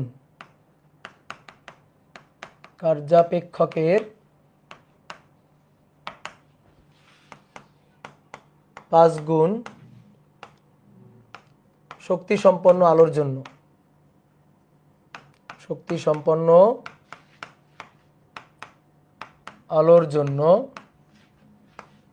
নির্গত ইলেকট্রনের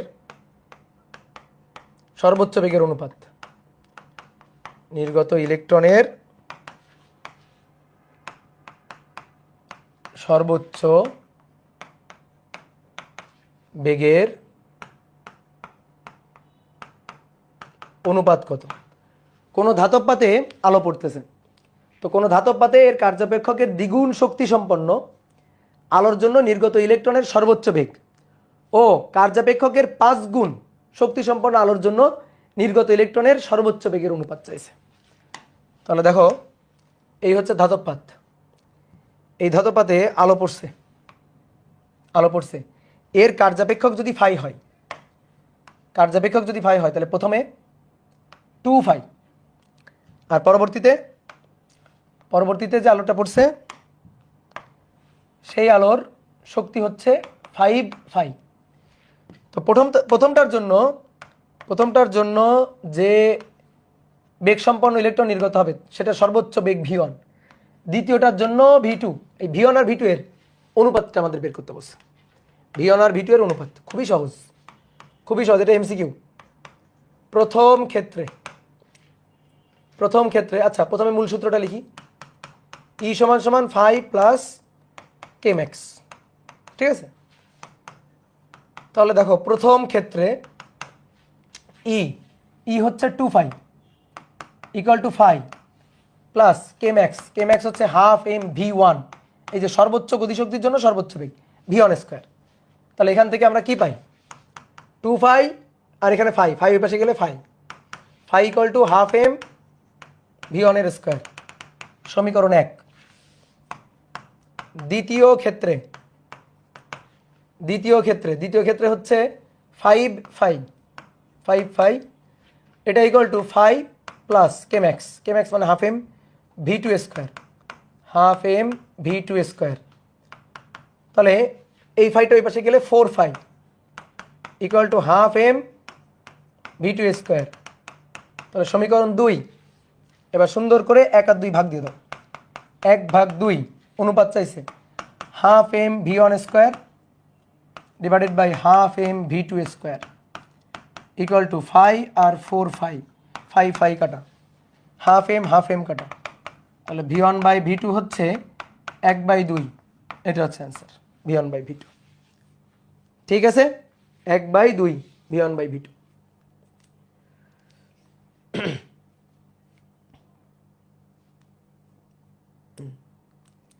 1/2। ঠিক আছে, ওকে। আচ্ছা আমারটা না, আমি ভাবছি আমারে বলতেছে ভুল, তাই তো ভাবি যে কি ব্যাপার, আমি এত সুন্দর ঠিক করলাম, আমরা ভুল বলতেছে কেন? হয়েছে, হিসাব নিকাশ বুঝছো? এবার হেডিং লিখো, কম্পটন ক্রিয়া,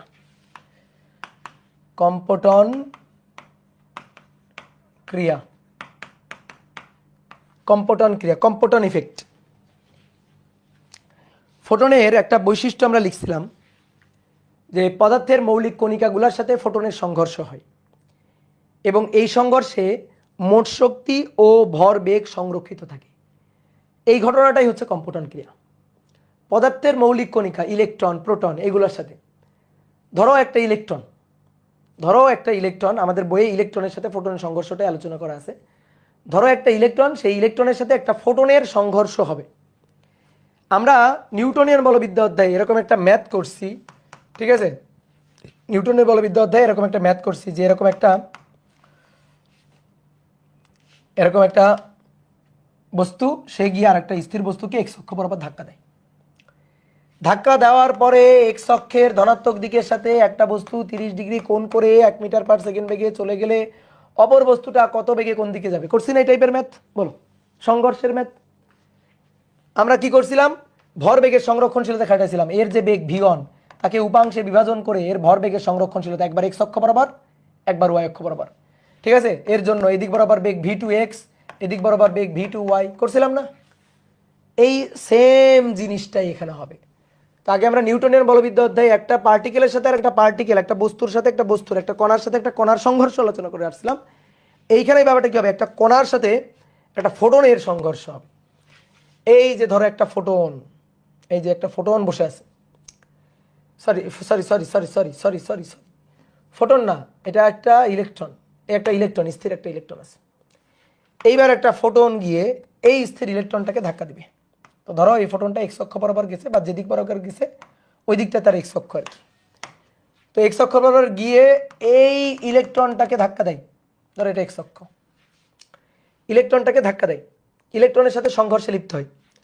সংঘর্ষের পরে ফোটনটা আগে যেমন ওই যে একটা কেরামের গুটিকে গিয়ে ধাক্কা দেয়, ধাক্কা দেওয়ার পরে একটা গুটি এদিকে চলে গেলে আর একটা গুটি এদিকে যায়, সেম ঘটনা ঘটবে।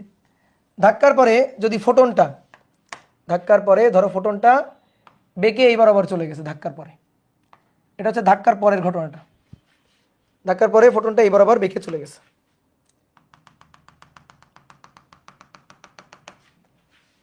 তাহলে ইলেকট্রনটা কোন দিকে যাবে? তাহলে ধরো ইলেকট্রনটা এদিক বরাবর কোন একটা দিকে যাবে, এদিক বরাবর কোন একটা দিকে যাবে। ইলেকট্রন ভি বেগ নিয়ে এক্স অক্ষের ঋণাত্মক দিকে চলে যাবে, ধরো এই ভি বেগ নিয়ে। এবার সবাই লেখা থাও, এই যে ফোটনটা গিয়ে ইলেকট্রনটাকে ধাক্কা দিল, এই ফোটনের একটা নাম আছে। এই ফোটনটাকে আমরা ইলেকট্রনটাকে উদ্দেশ্য করে নিক্ষেপ করছি আর কি, প্রক্ষেপ বা নিক্ষেপ। এই কারণে এটাকে বলা হয় নিক্ষিপ্ত বা প্রক্ষিপ্ত ফোটন। এটার নাম হচ্ছে প্রক্ষিপ্ত ফোটন। ইলেকট্রনের সাথে ধাক্কা লাগার পরে, সংঘর্ষের পরে ফোটনটা এই বরাবর চলে গেছে। তাহলে ফোটনটা কি হলো? ধাক্কা লাগার পরে ফোটনটা কি হলো? বিক্ষেপ হয়ে চলে গেল। এই কারণে এই ফোটনটার নাম হচ্ছে বিক্ষিপ্ত ফোটন। এটার বাংলা নাম হচ্ছে বিক্ষিপ্ত ফোটন। এক্স অক্ষের ধনাত্মক দিকের সাথে থেটা কোণে বিক্ষেপ হয়ে গেছে, থেটা কোণে। এই থেটা কোণটাকে বলা হয় ফোটনের বিক্ষেপ কোণ। আর ইলেকট্রনটা এক্স অক্ষের ঋণাত্মক দিকে যদি চলে যায়, তো এই যে কোণটা, এটা থেটা হলে এটা তো আর অবশ্যই থেটা না, অন্য একটা কোণ, এটাকে আমরা বলবো ফাই। এই ফাইটা হচ্ছে ইলেকট্রনের বিক্ষেপ কোণ। থেটা ফোটনের বিক্ষেপ কোণ, ফাই হচ্ছে ইলেকট্রনের বিক্ষেপ কোণ। আমরা ফোটনের ভরবেগ এবং ফোটনের শক্তি শিখছি। তা আমি একটু লিখতে চাই, ধাক্কার আগে ফোটনের ভরবেগ এবং শক্তি, তরঙ্গদৈর্ঘ্য, কম্পাঙ্ক, ধাক্কার পরে ফোটনের শক্তি, ভরবেগ, তরঙ্গদৈর্ঘ্য, কম্পাঙ্ক, এগুলো একটু লিখতে চাই। এবার খুব মনোযোগ দিয়ে শোনো। যখনই ফোটন গিয়ে ইলেকট্রনটাকে ধাক্কা দিবে, ধাক্কার পরে তার ফ্রিকোয়েন্সি, তার ওয়েভলেন্থ, তার এনার্জি, তার মোমেন্টাম কোনোটাই কিন্তু আর একই রকম নেই, সবগুলোই চেঞ্জ হয়ে গেছে। কেন? কারণ যখন ধাক্কা দিবে, ধাক্কা দেওয়ার পরে তরঙ্গ দৈর্ঘ্য চেঞ্জ হবে, তরঙ্গ দৈর্ঘ্যের পরিবর্তন হবে। তো ফোটন কোনো একটা পার্টিকেলের সাথে ধাক্কা লাগার পরে তার তরঙ্গ দৈর্ঘ্যের এই যে পরিবর্তন হওয়াটা, তরঙ্গ দৈর্ঘ্য বেড়ে যায়, পরিবর্তন হয়ে কি হবে? বেড়ে যাবে, পরবর্তীতে তরঙ্গ দৈর্ঘ্য বেশি হবে। এই যে পরিবর্তন হয়ে যাওয়ার এই যে ব্যাপারটা, এটাকেই বলা হয় কম্পটন ক্রিয়া। এই ঘটনাটাই কম্পটন ক্রিয়া। তাহলে ফোটনের সাথে কি হবে? একটা পার্টিকেলের সংঘর্ষ হবে, একটা কণার সংঘর্ষ হবে। তো ফোটনের সাথে পদার্থের মৌলিক কণিকা বা পার্টিকেলের যখন সংঘর্ষ হবে, সংঘর্ষের পরে ফোটনের তরঙ্গ দৈর্ঘ্য পূর্বের তরঙ্গ দৈর্ঘ্যের চেয়ে বেশি হয়ে যাবে। তাহলে আগে তরঙ্গ দৈর্ঘ্য যদি ল্যামডা ধরি, তাহলে এখন তরঙ্গ দৈর্ঘ্য হচ্ছে ল্যামডা প্রাইম। এই ল্যামডা প্রাইমটা বেশি হবে।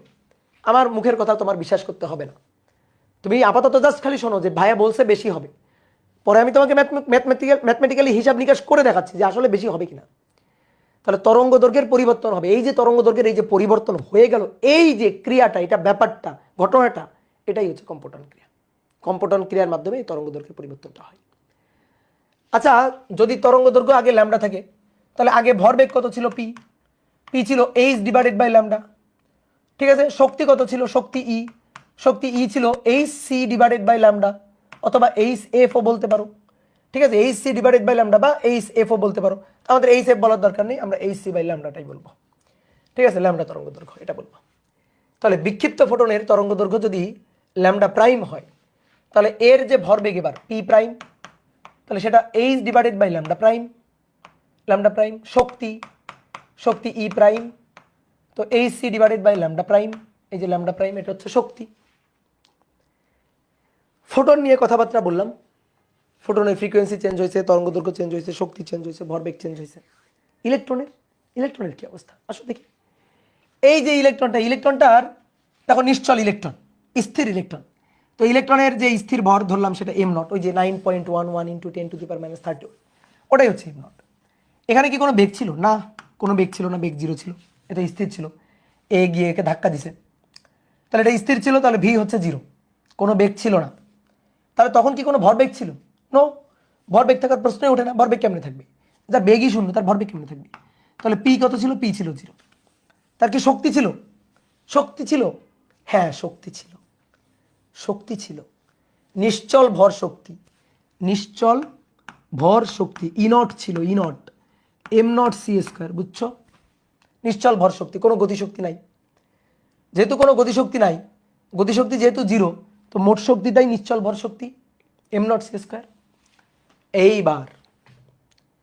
এইবার ইলেকট্রনটা যখন বিক্ষিপ্ত হয়ে গেছে, ফাই কোণে বিক্ষিপ্ত হয়ে গেছে, তখন ইলেকট্রন কি আর স্থির?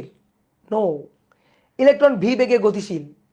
যখন ভি বেগে গতিশীল, তার ভর তো আর নিশ্চল ভর এম নট নেই, ভর তো চেঞ্জ হয়ে গেছে, ভর তো এখন এম, গতিশীল ভর। তাহলে এবার তো তার একটা ভরবেগ আছে, হ্যাঁ আছে, বেগ আছে যেহেতু, তাহলে এবার তার ভরবেগ কত? পি, ভরবেগ P equal to M V, ভরবেগ। শক্তি কত? শক্তি মানে মোট শক্তি, কিন্তু মোট শক্তি নট গতিশক্তি, মোট শক্তি ই কত? ই হচ্ছে এম সি স্কোয়ার। মোট শক্তি কি? মোট শক্তি হচ্ছে এম সি স্কোয়ার। নিশ্চল যখন স্থির ছিল তখন নিশ্চল ভর শক্তি এম নট সি স্কোয়ার, ঠিক আছে? অথবা এভাবেও চিন্তা করো না, মানে মোট শক্তি সবসময় এম সি স্কোয়ার। তো এখানে মোট শক্তি ভর কত? এম নট, মোট শক্তি M not C square, M not C square. আর এখানে মোট শক্তি এম সি স্কোয়ার। গতিশক্তি কত? গতিশক্তি হচ্ছে এইটা মাইনাস এইটা, গতিশক্তি। কিন্তু এই গতিশক্তিটা আমাদের হিসাবে দরকার নাই, ঠিক আছে? গতিশক্তি আমি একটু লিখে রাখতেছি, ইলেকট্রনের গতিশক্তি ইকে, এই ইকেটা হচ্ছে M C square minus M not C square, এটা হচ্ছে গতিশক্তি, এটা হচ্ছে গতিশক্তি। এখন আসো, এটা একটা সংঘর্ষ, এবং এই সংঘর্ষের দুইটা মূল কথা। অবশ্যই ভরবেগ সংরক্ষিত, যে কোনো সংঘর্ষ, সেটা স্থিতিস্থাপক হোক বা অস্থিতিস্থাপক হোক, যে কোনো সংঘর্ষ ভরবেগ সংরক্ষিত হবেই, হবেই। গতিশক্তি সংরক্ষিত হতেও পারে, নাও পারে। কিন্তু আমরা কি বলতেছি? গতিশক্তির কথা বলতেছি? নো নো, আমরা বলতেছি মোট শক্তির কথা, ভরবেগের কথা আর মোট শক্তির কথা, ঠিক আছে? ভরবেগের কথা আর মোট শক্তির কথা। তো ভরবেগ সংরক্ষণশীল হবে, মোট শক্তি সংরক্ষণশীল হবে, এই দুইটা মেইন কথা।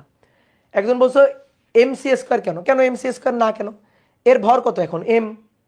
তো ভর যদি এম হয় তো মোট শক্তি কত? তাহলে আমরা কি পড়ে আসলাম এর আগে? আপেক্ষিকতা। কোন একটা বস্তুর মোট শক্তি কত? এম সি স্কোয়ার, তাই না? বলো তুহিন, বুঝছো কিনা? তাহলে আমাদের দুইটা মূল স্তম্ভ, ভরবেগ সংরক্ষণশীল থাকবে, ভরবেগ সেম থাকবে, মোট শক্তি সংরক্ষিত থাকবে, ঠিক আছে? মোট শক্তি সংরক্ষিত থাকবে। ওর বেগ তো ভাই ভি, হ্যাঁ বেগ তো ভি, তো সমস্যা কি? বেগ তো ভি। কেন? কোনো বস্তু আলোর বেগে চললে, এই এই এই জিনিস মাথার মধ্যে ঢুকাইছো কেমনে?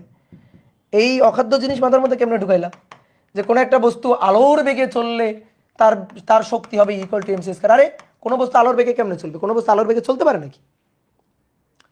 কোনো বস্তু কি আলোর বেগে চলতে পারে নাকি? কোনো বস্তু আলোর বেগে চললে তো তার ভর অসীম হয়ে যাবে। কোনো বস্তু তো আলোর বেগে চলতে পারে না, তার ভর অসীম হয়ে যাবে, তাকে গতিশীল রাখার জন্য অসীম শক্তির যোগান দিতে হবে। এটা তো ক্লাসেও করাইছিলাম।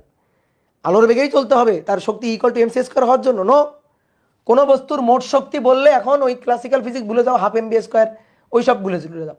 গতিশক্তির সূত্র E K equal to M C square plus M naught minus M not C square. এটা হচ্ছে কোনো বস্তু যদি ভি বেগ নিয়ে গতিশীল হয় তাহলে তার গতিশক্তি এটা। এবার এই যে গতিশক্তি কাইনেটিক এনার্জি, এর সাথে এম নট সি স্কোয়ার যোগ দাও, E K plus M not C square যোগ দিলে এম সি স্কোয়ার।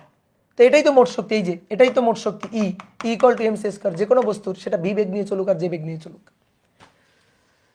ওকে, আচ্ছা এবার আসো, দুটো মূল স্তম্ভ, ভরবেগ সংরক্ষিত, গতিশক্তি সংরক্ষিত। প্রথমে আসো ভরবেগ। তাহলে ভরবেগ সংরক্ষণশীল, ভরবেগ সংরক্ষণশীল। দ্বিমাত্রিক ক্ষেত্র, ক্ষেত্রটা দেখো দ্বিমাত্রিক ক্ষেত্র, তাহলে দ্বিমাত্রিক ক্ষেত্রে ভরবেগের সংরক্ষণশীলতা খাটাবা। ওকে, কোনো প্রবলেম নেই। একবার এক্স অক্ষ বরাবর হিসাব করবা,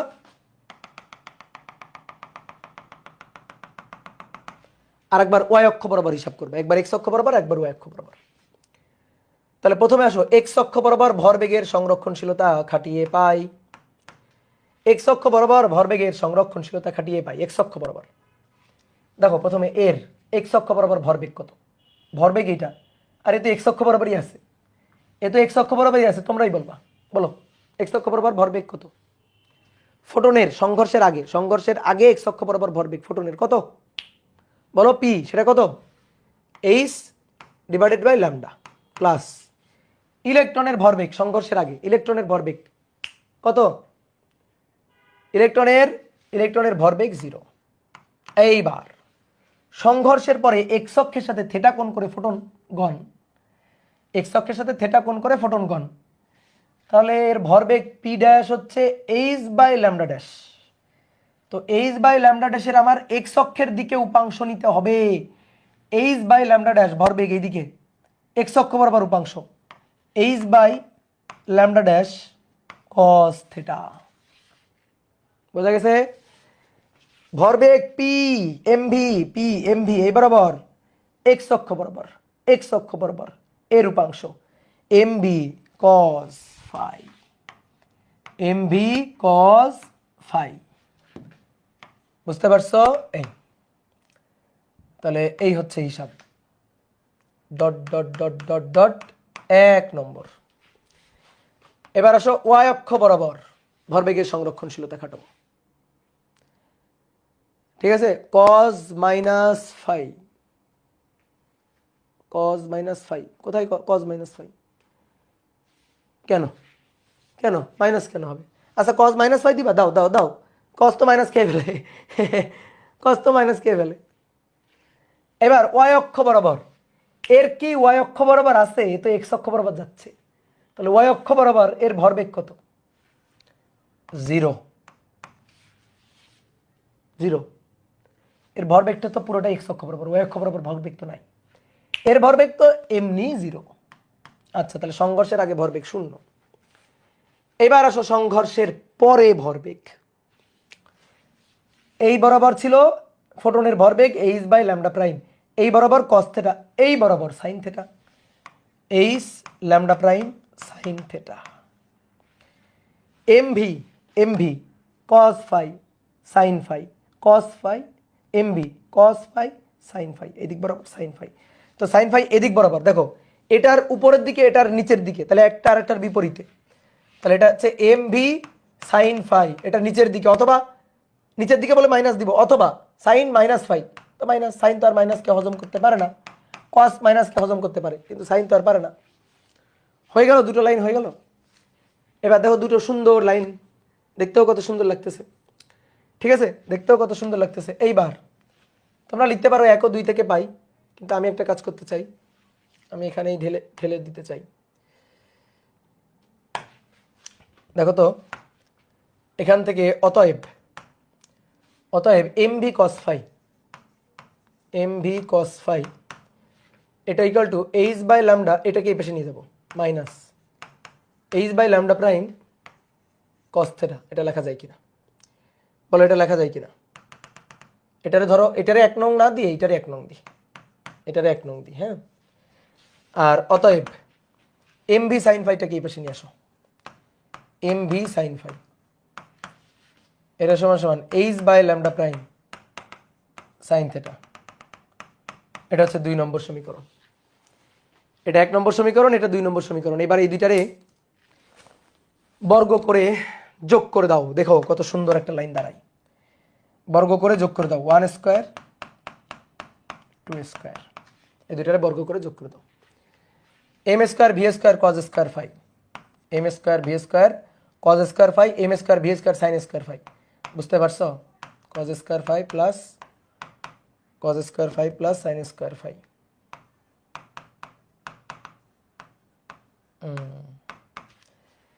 এবার এটার স্কোয়ার প্লাস এটার square, A minus B whole square, H square lambda square minus 2 into h by lambda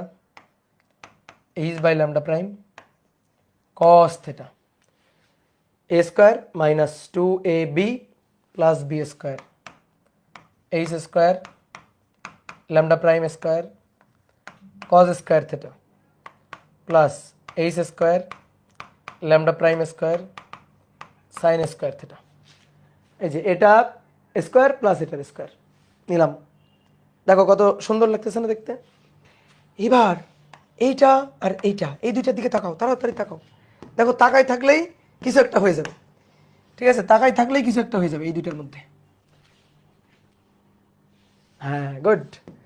তাহলে এবার দেখো এম স্কোয়ার বি স্কোয়ার মানে পি স্কোয়ার, তাহলে অতএব পি স্কোয়ার এটা 1 H square by lambda square, তারপরে minus 2 H square lambda prime cos theta, এবার H square lambda prime square common নাও, cos square theta sine square theta, H square আর lambda প্রাইমের square. কি কথা বোঝা গেছে? এটুকু বুঝতে পারছো? এইটারে বলে রাখো 3 নম্বর সমীকরণ, এটারে 3 নম্বর সমীকরণ বলে রাখো। এবার বলো সবাই তুলছো কিনা? সবাই তুলছো? এবার একটু পানি খেয়ে নাও,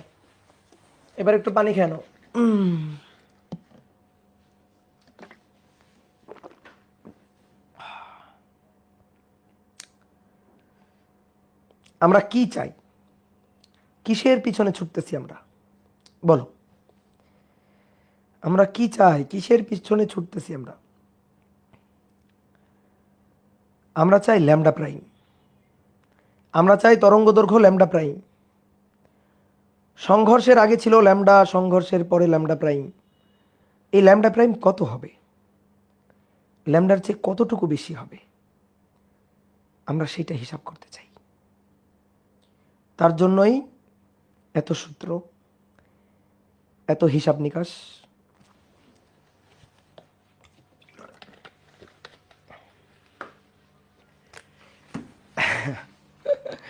একদম ভয় দেখাচ্ছেন, ভূতের মতো কথা বলতেছেন কেন? ভূতের মতো কেন কথা বলতেছি? একটু দার্শনিক লেভেলে কথাবার্তা বলতেছিলাম। তুলছো? ঠিক আছে, কোনো সমস্যা নেই, ধোকা টোকা কিছুই না। এবার কথা হচ্ছে কি, দেখো এবার তো আমরা ভরবেগের সংরক্ষণশীলতার ব্যাপারটা লিখলাম। এখন আমরা শক্তির সংরক্ষণশীল, ওই যে বলছিলাম আমাদের দুইটা স্তম্ভ, একটা হচ্ছে ভরবেগ সংরক্ষণশীল থাকবে, একটা মোট শক্তি সংরক্ষণশীল থাকবে। তো এবার মোট শক্তি সংরক্ষণশীল, তোমাদের তো চিত্র আঁকা লাগবে না, তোমরা তো মনে করো খাতায় লিখতেছো, তোমাদের কত সুবিধা, ঠিক আছে। আমার হচ্ছে দুনিয়ার অসুবিধা। এই যে ফোটন আসছিল, এসে কাকে ধাক্কা দিছে? ইলেকট্রনকে ধাক্কা দিছে। ধাক্কা দেওয়ার পরে তোমরা এখন আবার ইলেকট্রন ফাই কোণে বিক্ষিপ্ত হয়েছে আর ফোটন থেটা কোণে বিক্ষিপ্ত হয়েছে। এই যে এই কোণটা থেটা ছিল, আর ইলেকট্রন এই বরাবর চলে গেল, ইলেকট্রনের বেগ ভি। তা আমি শুধু একটু শক্তিটা দেখাই, হ্যাঁ, শক্তি, যেহেতু এবার শক্তির সংরক্ষণশীলতা।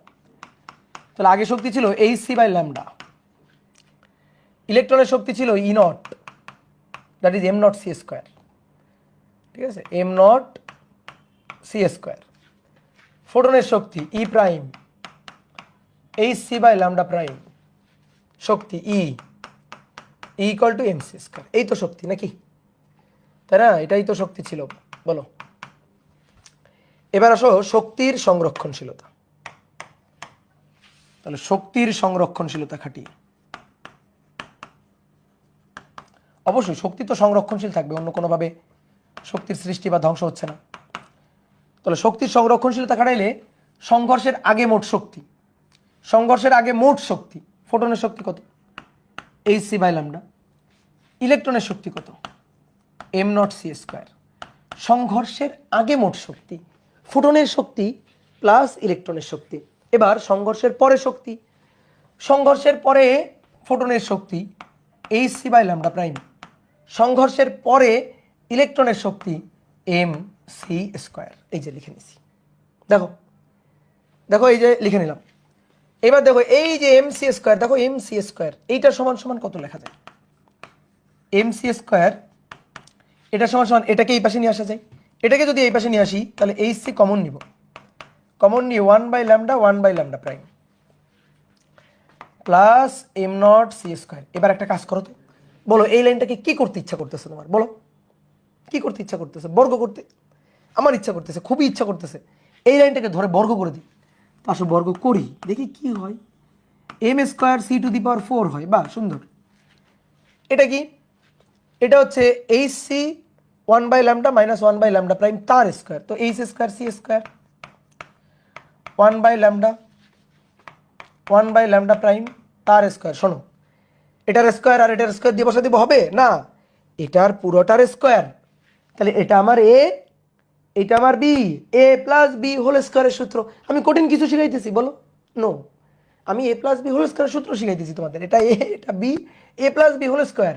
তাহলে A square plus 2ab 2hc 1/λ prime 2ab B M not C square, তারপর M not square C to the power 4। আমি জানি তোমরা একটু মন খারাপ করছো যে এত ভাই বড় একটা লাইন হয়ে গেছে, আপনি কি করতেছেন এগুলা। আমি জানি তোমাদের মন খারাপ হয়েছে, ঠিক আছে, লুকানোর কিছু নাই। এইবার দেখো মন খারাপ মন ভালো করে দিচ্ছি। এটা দেখো M square C C to the power 4, দেখো এটা M square C to the power 4, তাই না? আচ্ছা দেখো তো আমাদের E equal to M C square ছিল, আর ই স্কোয়ার এটা equal to M square C to the power 4 ছিল না? তো এটা মানেই তো ই স্কোয়ার, এটা মানে কি? এটা মানে ই স্কোয়ার। কি কথা বুঝছো? তাহলে দেখো এটা, এই দেখো এটা এটা ই, এই যে এম সি স্কোয়ার মানেই তো ই, তাহলে একবার এখানেই লিখে দিই, এটা মানে হচ্ছে ই স্কোয়ার, এটা মানে ই স্কোয়ার, তাই না? এই দেখো ছোট করে দিলাম। এইবার এবার আসো, আমরা একটা সূত্র জানতাম। কি সূত্র জানতাম? আমরা জানতাম ই স্কোয়ার ইকুয়াল টু হয় P square C square plus M not square C to the power 4। বলো এটা আমরা জানতাম কিনা, এটা আমরা জানি কিনা বলো তো, বলো বলো জানি কিনা? ইয়েস জানি। ই স্কোয়ারের জায়গায় এটা লিখে দাও, ই স্কোয়ারের জায়গায় পরের লাইনে এটা লিখে দাও। আসো তো লিখি কি দাঁড়াই। তাহলে এবার ই স্কোয়ারের জায়গায় এটা লিখবো, P square C square plus M not square C to the power 4 equal to এই লাইনটা H square C square A minus B whole square. আগে ভাঙিও না, এটা পরে ভাঙবো আমরা। 1/λ প্রাইম তার স্কোয়ার প্লাস এইটা 2hc 1/λ prime M not C square plus M not square C to the power 4। দেখা যাচ্ছে M not square C to the power 4। Copy করতে পারতাম না, কেন কপি করব? তোমরা কষ্ট করে লিখবা আর আমি কপি করব, হয় এটা M not square C to the power 4, M not square C to the power 4। এবার বলো খুশি হয়েছে না? দেখো কত কত কাটাকাটি হয়ে গেছে, অনেক কাটাকাটি হয়ে গেছে। বাঁচা গেল, অনেক কাটাকাটি হয়ে গেছে। ঠিক আছে, খুশি হওনি? হাই হাই কি বলো, খুশি হও নাই? এইবার খুশি হও নাই সত্যি? দেখো পি স্কোয়ার, ভালো করে দেখো, পি স্কোয়ার আছে, আছে? আগের পৃষ্ঠে আসো, পি স্কোয়ার, এটা আগের পৃষ্ঠে আসো, দেখো পি স্কোয়ার সমান সমান এটা, কত সুন্দর একটা জিনিস। এবার এইটা নিয়ে আমরা এইখানে পি স্কোয়ারের জায়গায় বসাই দিব, ঠিক আছে? এটা নিয়ে আমরা এখন পি স্কোয়ারের জায়গায় বসাই দিব। তো পি স্কোয়ার কি ছিল? H square by lambda square, H square by lambda square minus 2h square lambda prime 2h square lambda prime, তারপরে কস থেটা প্লাস, তারপরে cos theta plus H square lambda প্রাইমের স্কোয়ার, তার সাথে গুণ C square. এবার এই লাইনটা, এবার এই লাইনটা লিখে দিই, H square C square 1/λ minus 1/λ prime তার স্কোয়ার, মন খারাপ করিও না, মন খারাপ করিও না, 2hc 1/λ minus 1/λ prime m not C square. এখন এখন সি স্কোয়ার গুণ করে দাও, H square C square lambda square minus 2h square C square lambda prime cos theta plus H square C square lambda প্রাইমের square equal to a minus B whole square, a minus B whole square, একবারে এটা গুণও করে দিব, a minus B whole square তাহলে a square মানে 1/λ square, তাহলে H square C square H square C square by lambda square minus 2 এইটা into এইটা, তাহলে 2h square C square lambda prime, তারপরে মাইনাস এটা হবে প্লাস, তাহলে 1/λ প্রাইমের স্কোয়ার, তাহলে এটা H square C square lambda প্রাইমের স্কোয়ার প্লাস এটা যা আছে তাই লিখে দাও 2h সি আর সি, তাহলে C cube m naught 1/λ minus 1/λ prime. কানতেছো না নাকি? কানতেছো কেন? কি হয়েছে? কান্দিও না, কান্দিও না, কান্দিও না। এবার দেখো, এবার দেখো, এবার খুশি হয়ে যাবো। দেখো এবার আসলে সত্যি সত্যি খুশি হয়ে যাবো। দেখো H square C square by lambda square, H square C square by lambda square দুই পাশ থেকে vanish, H square C square lambda prime square, H square C square lambda prime square দুই পাশ থেকে ভ্যানিশ। দেখো চারটা অলরেডি গন, চারটা already গন। এইটাকে এই পাশে নিয়ে আরও কাটাকাটি হয়, এটাকে এই পাশে নিয়ে যাও। অনেকে ভাবছে ভাই এটা কাটে দেন, আরে না কাটেও না, এটা কস থিটা আছে, এটা কস থিটা আছে, এখানে কস থিটা নেই, তাহলে কাটা যাবে না। তাহলে একটা কাজ করি, তো এটার এই পাশে নিয়ে আসি, এটার এই পাশে নিয়ে আসার পরে কমন নিয়ে নিই, 2h স্কোয়ার সি স্কোয়ার তারপরে ল্যামডা প্রাইম সব কমন নিয়ে 1 মাইনাস কস থিটা। এই যে এটাকে এই পাশে নিয়ে আসলাম, নিয়ে আসার পরে এখান থেকে এটা এখান থেকে কমন নিলাম, নিয়ে এটা মাইনাস এই পাশে আসলে +1 আর এটা মাইনাস থাকলো 1 মাইনাস কস থিটা। এবার 2h C cube m naught 1/λ prime, okay. 1 minus cos থিটাকে 2 সাইন স্কয়ার থিটা বাই 2 লিখবা, লিখতে পারো তো 1 মাইনাস কস থিটা রাখো, ঠিক আছে, লেখার দরকার নেই এটা। এবার দেখো আরও একটু কাটাকাটি হবে, ঠিক আছে, এবার আরও একটু কাটাকাটি হবে। আরও একটু কি কাটাকাটি হবে, আমরা একটা কাজ করি, এই পাশটাকে আগে লিখব, এই পাশটার এই হিসাবটা আগে একটু করি। দেখো নিচে ল্যামডা প্রাইম মানে বিয়োগ করতেছি ল্যামডা প্রাইম, তাহলে ল্যামডা প্রাইম মাইনাস ল্যামডা, এটা সমান সমান দুনিয়ার সব এই পাশে পাঠিয়ে দিব, 2h square C square divided by দুনিয়ার সব ল্যামডা প্রাইম, তারপরে 2h C cube m nought 1 minus cos theta.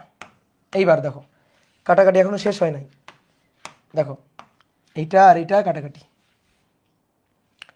আরও কাটাকাটি যাবে, এইচ কাটাকাটি, সি একটু কাটাকাটি হবে, তাহলে এখানে যেটা পড়ে থাকবে সেটা হচ্ছে ল্যামডা প্রাইম মাইনাস ল্যামডা সমান সমান 2 কাটো, এইচ দুটো এইচ একটা, তাহলে উপরে এইচ একটা, সি দুটো সি তিনটা, তাহলে নিচে সি একটা আর m নট, তাহলে m নট সি থাকলো শুধু 1 মাইনাস কস থিটা।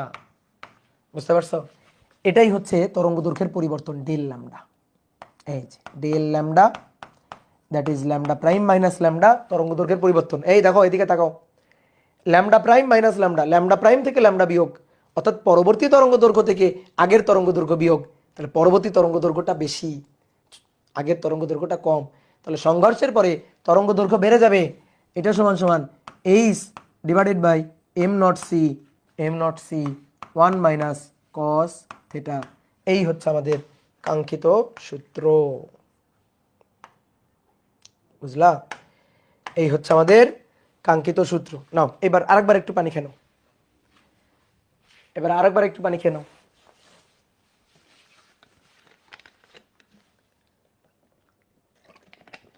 দেখছো? হ্যাঁ, এই যে নাসিম একটা সুন্দর কথা বলছে, আমার মুখের কথা যদি মেনে নিতা তাহলে এত বড় প্রমাণ দেখতে হইতো, এত বড় প্রমাণ আর দেখতে হইতো না। তো এইটা হচ্ছে এই অধ্যায়ের সবচেয়ে খতরনাক প্রমাণ। এবং এই খতরনাক প্রমাণ আমরা করে ফেলছি। কোনো ব্যাপারই না এগুলা, এগুলো আমাদের কাছে কোনো ব্যাপার না এগুলো আমাদের কাছে।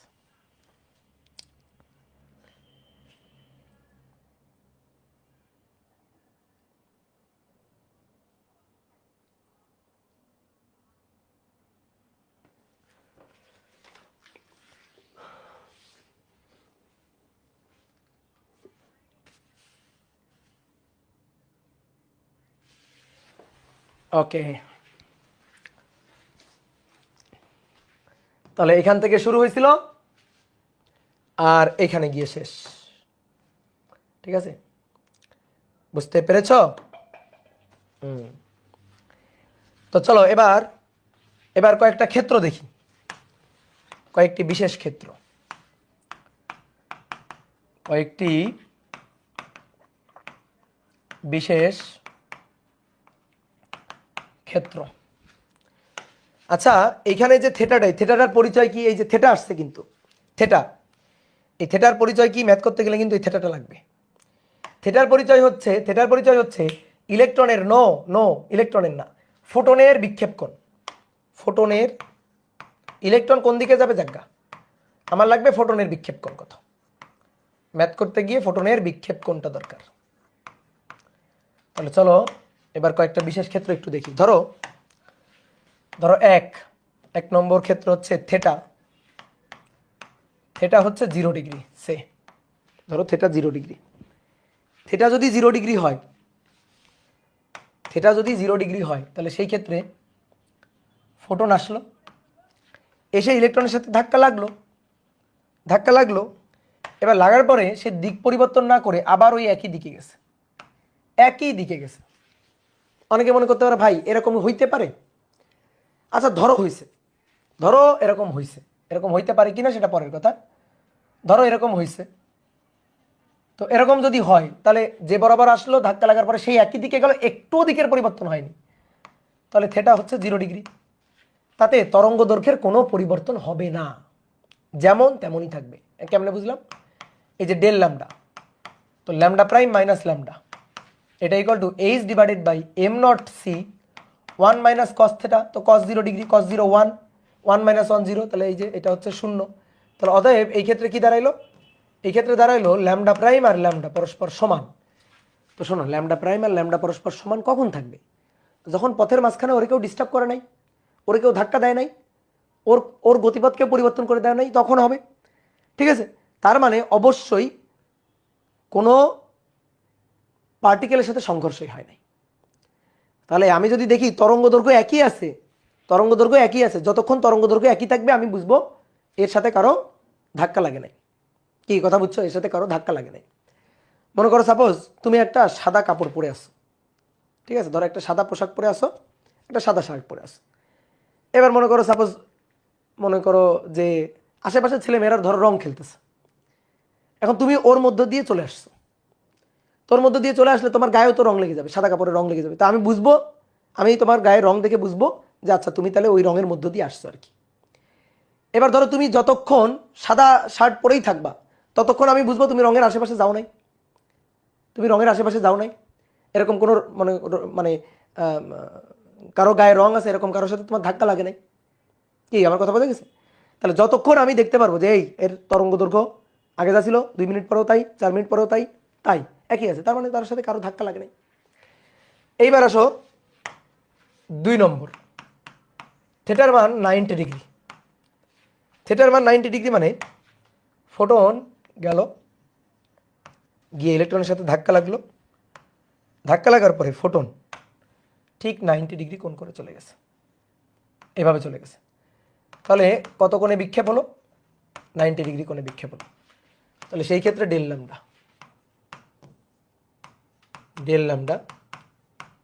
Lambda prime minus lambda H divided by M not C 1 minus cos 90 degree, cos 90 degree 1, তাহলে এটা থাকবে H divided by M not C. তো H divided by M not C positive না, তাহলে lambda prime greater than lambda হবে। তাহলে এই ক্ষেত্রে ল্যামডা প্রাইম গ্রেটার দেন ল্যামডাটা হবে। বোঝা গেছে? এবার আসো ধরো 3 নম্বর ক্ষেত্র, থেটা হচ্ছে 180 ডিগ্রি। মানে কি? Theta 180 degree.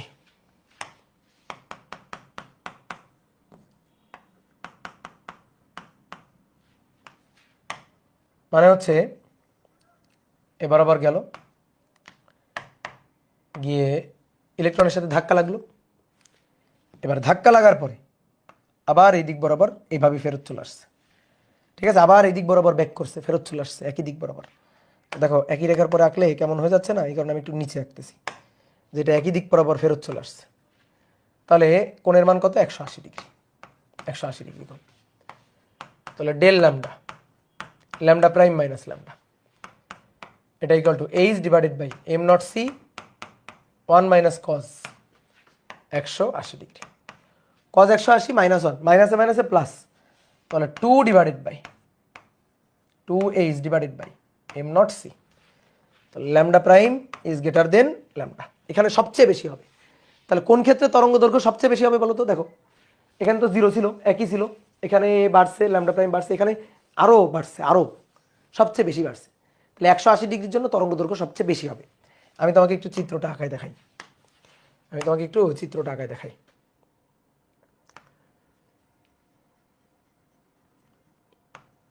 এই যে ইলেকট্রন, এই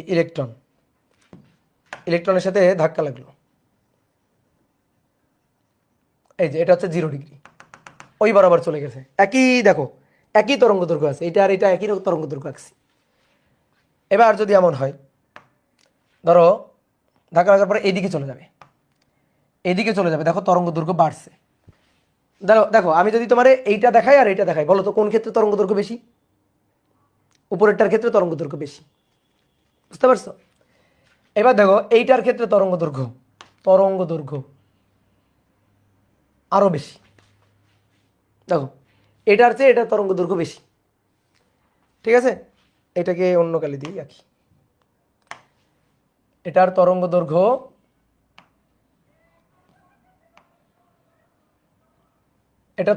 এর চেয়ে বেশি, ঠিক আছে। এর চেয়ে বেশি মনে হচ্ছে না, আরেকটু বাড়াই দিই, এই বেশি। এবার আসো যেটা ঠিক একেবারে এই দিক বরাবর চলে যাবে,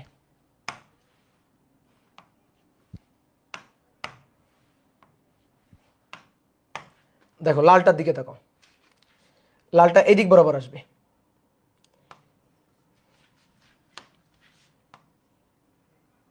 দেখো এটা তরঙ্গ দৈর্ঘ্য আরো বেশি। তো লালটা এরপরে না এঁকে একটু নিচে আঁকি, এই এটা দেখো এটা তরঙ্গ দৈর্ঘ্য এর চেয়েও বেশি। তাহলে যত এইভাবে ঘুরতে থাকবে তরঙ্গ দৈর্ঘ্য তত বাড়তে থাকবে।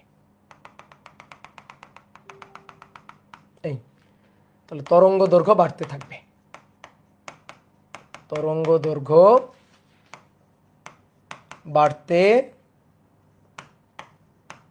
থাকবে, ঠিক আছে।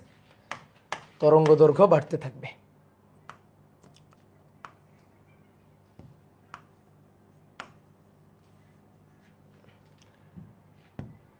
যত এই দিকে আসতে থাকবে বেঁকে, তরঙ্গ দৈর্ঘ্য তত বাড়তে থাকবে,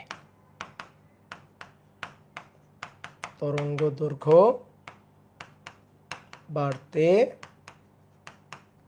থাকবে, ঠিক আছে। তরঙ্গ দৈর্ঘ্য বাড়তে থাকবে।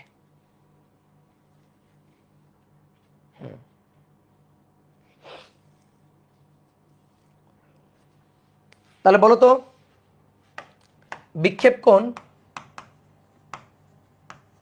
কোণ কোনটির জন্য তরঙ্গ দৈর্ঘ্যের পরিবর্তন সবচেয়ে বেশি হবে? বেশি পরিবর্তন হবে। Option A 60 degree, option B 100 degree, option C 270 degree. Option C 270 degree, বলো কোনটা? 270 ডিগ্রি 270 ডিগ্রি, 100 ডিগ্রি, আর কত, আর হচ্ছে 60 ডিগ্রি। দেখো 270 মানে এই দিক থেকে কত, 270 তো এই দিক থেকে 270, এদিক থেকে 270, এই দিক থেকে 270, এই তো 270 মানে অপর দিক থেকে 90 ডিগ্রি। তাহলে এটা আসলে 270 এর অথবাই 90, বুঝছো? 270 একদিক থেকে, 270 হলে আরেক দিক থেকে তো 90। তাহলে এর মধ্যে এবার কোনটা বেশি? 270 বলবা না, 270 তো একদিক থেকে, তাহলে অন্য দিক থেকে কত, 90। তাহলে সবসময় ছোট কোনটা, ছোট দিক থেকে কোন নিব আর কি, মুখ্য কোনটা নিব? তাহলে 60, 100, 90, তাহলে 100-র জন্য সবচেয়ে বেশি, 100-র জন্য সবচেয়ে বেশি। বোঝা গেছে? আর যদি হিসাব করতে সমস্যা হয়, সূত্রে বসাবা, সূত্রে বসায় দেখবা, দরকার নেই, সূত্রে বসায় দেখবা তাহলে হবে। এবার তোমাদের আমরা কম্পোনেন্ট ক্রিয়ার একটা ম্যাথ দিয়ে দিই, তোমরা এই ম্যাথটা বাসায় করবা, কম্পোনেন্ট ক্রিয়ার এই ম্যাথটা বাসায় করবা। যে কোনো একটি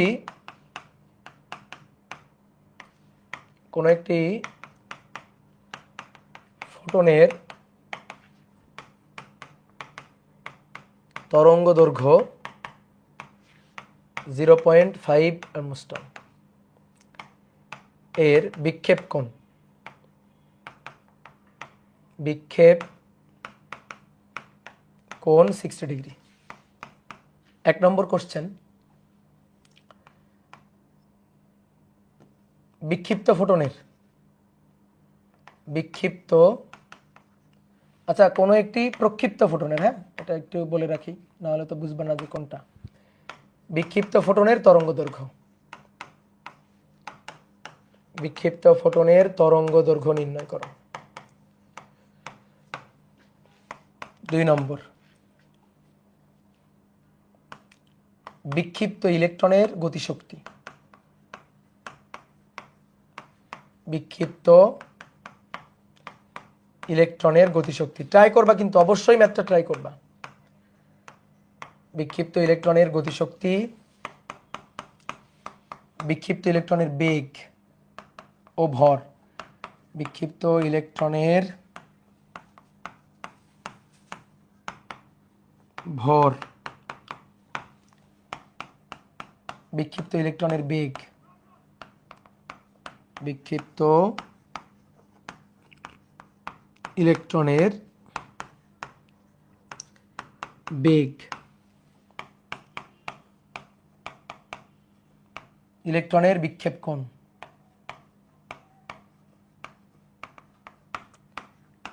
ইলেকট্রনের বিক্ষেপ কোণ। ঠিক আছে, তো ইজি ম্যাথ, ওকে ঠিক আছে, ইজি ম্যাথ করবা। তো নেক্সট দিন আমরা এই অধ্যায় ঝাড়ু দিব আর কি, ঠিক আছে? মানে এই অধ্যায় কুড়ায় টুড়ায় যা আছে বাদ বাকি ছোট ছোট টপিক, যেমন ডি ব্রগলি, অনিশ্চয়তা নীতি, ঠিক আছে, তারপরে ফোটনের কিছু ম্যাথ আছে, ফোটনের শক্তি, ঠিক আছে, এই রিলেটেড কিছু ম্যাথ আছে। তো এইগুলা মোটামুটি আমরা পরের দিন করব, হলেই অধ্যায় শেষ। তো টাটা, আজকে সবাই থাকো, এখানেই আজকের ক্লাস শেষ। ওকে, কৃষ্ণ বস্তুর বিকিরণ, কৃষ্ণ বস্তুর বিকিরণ ও পড়া লাগে না, ওটা আসবে না।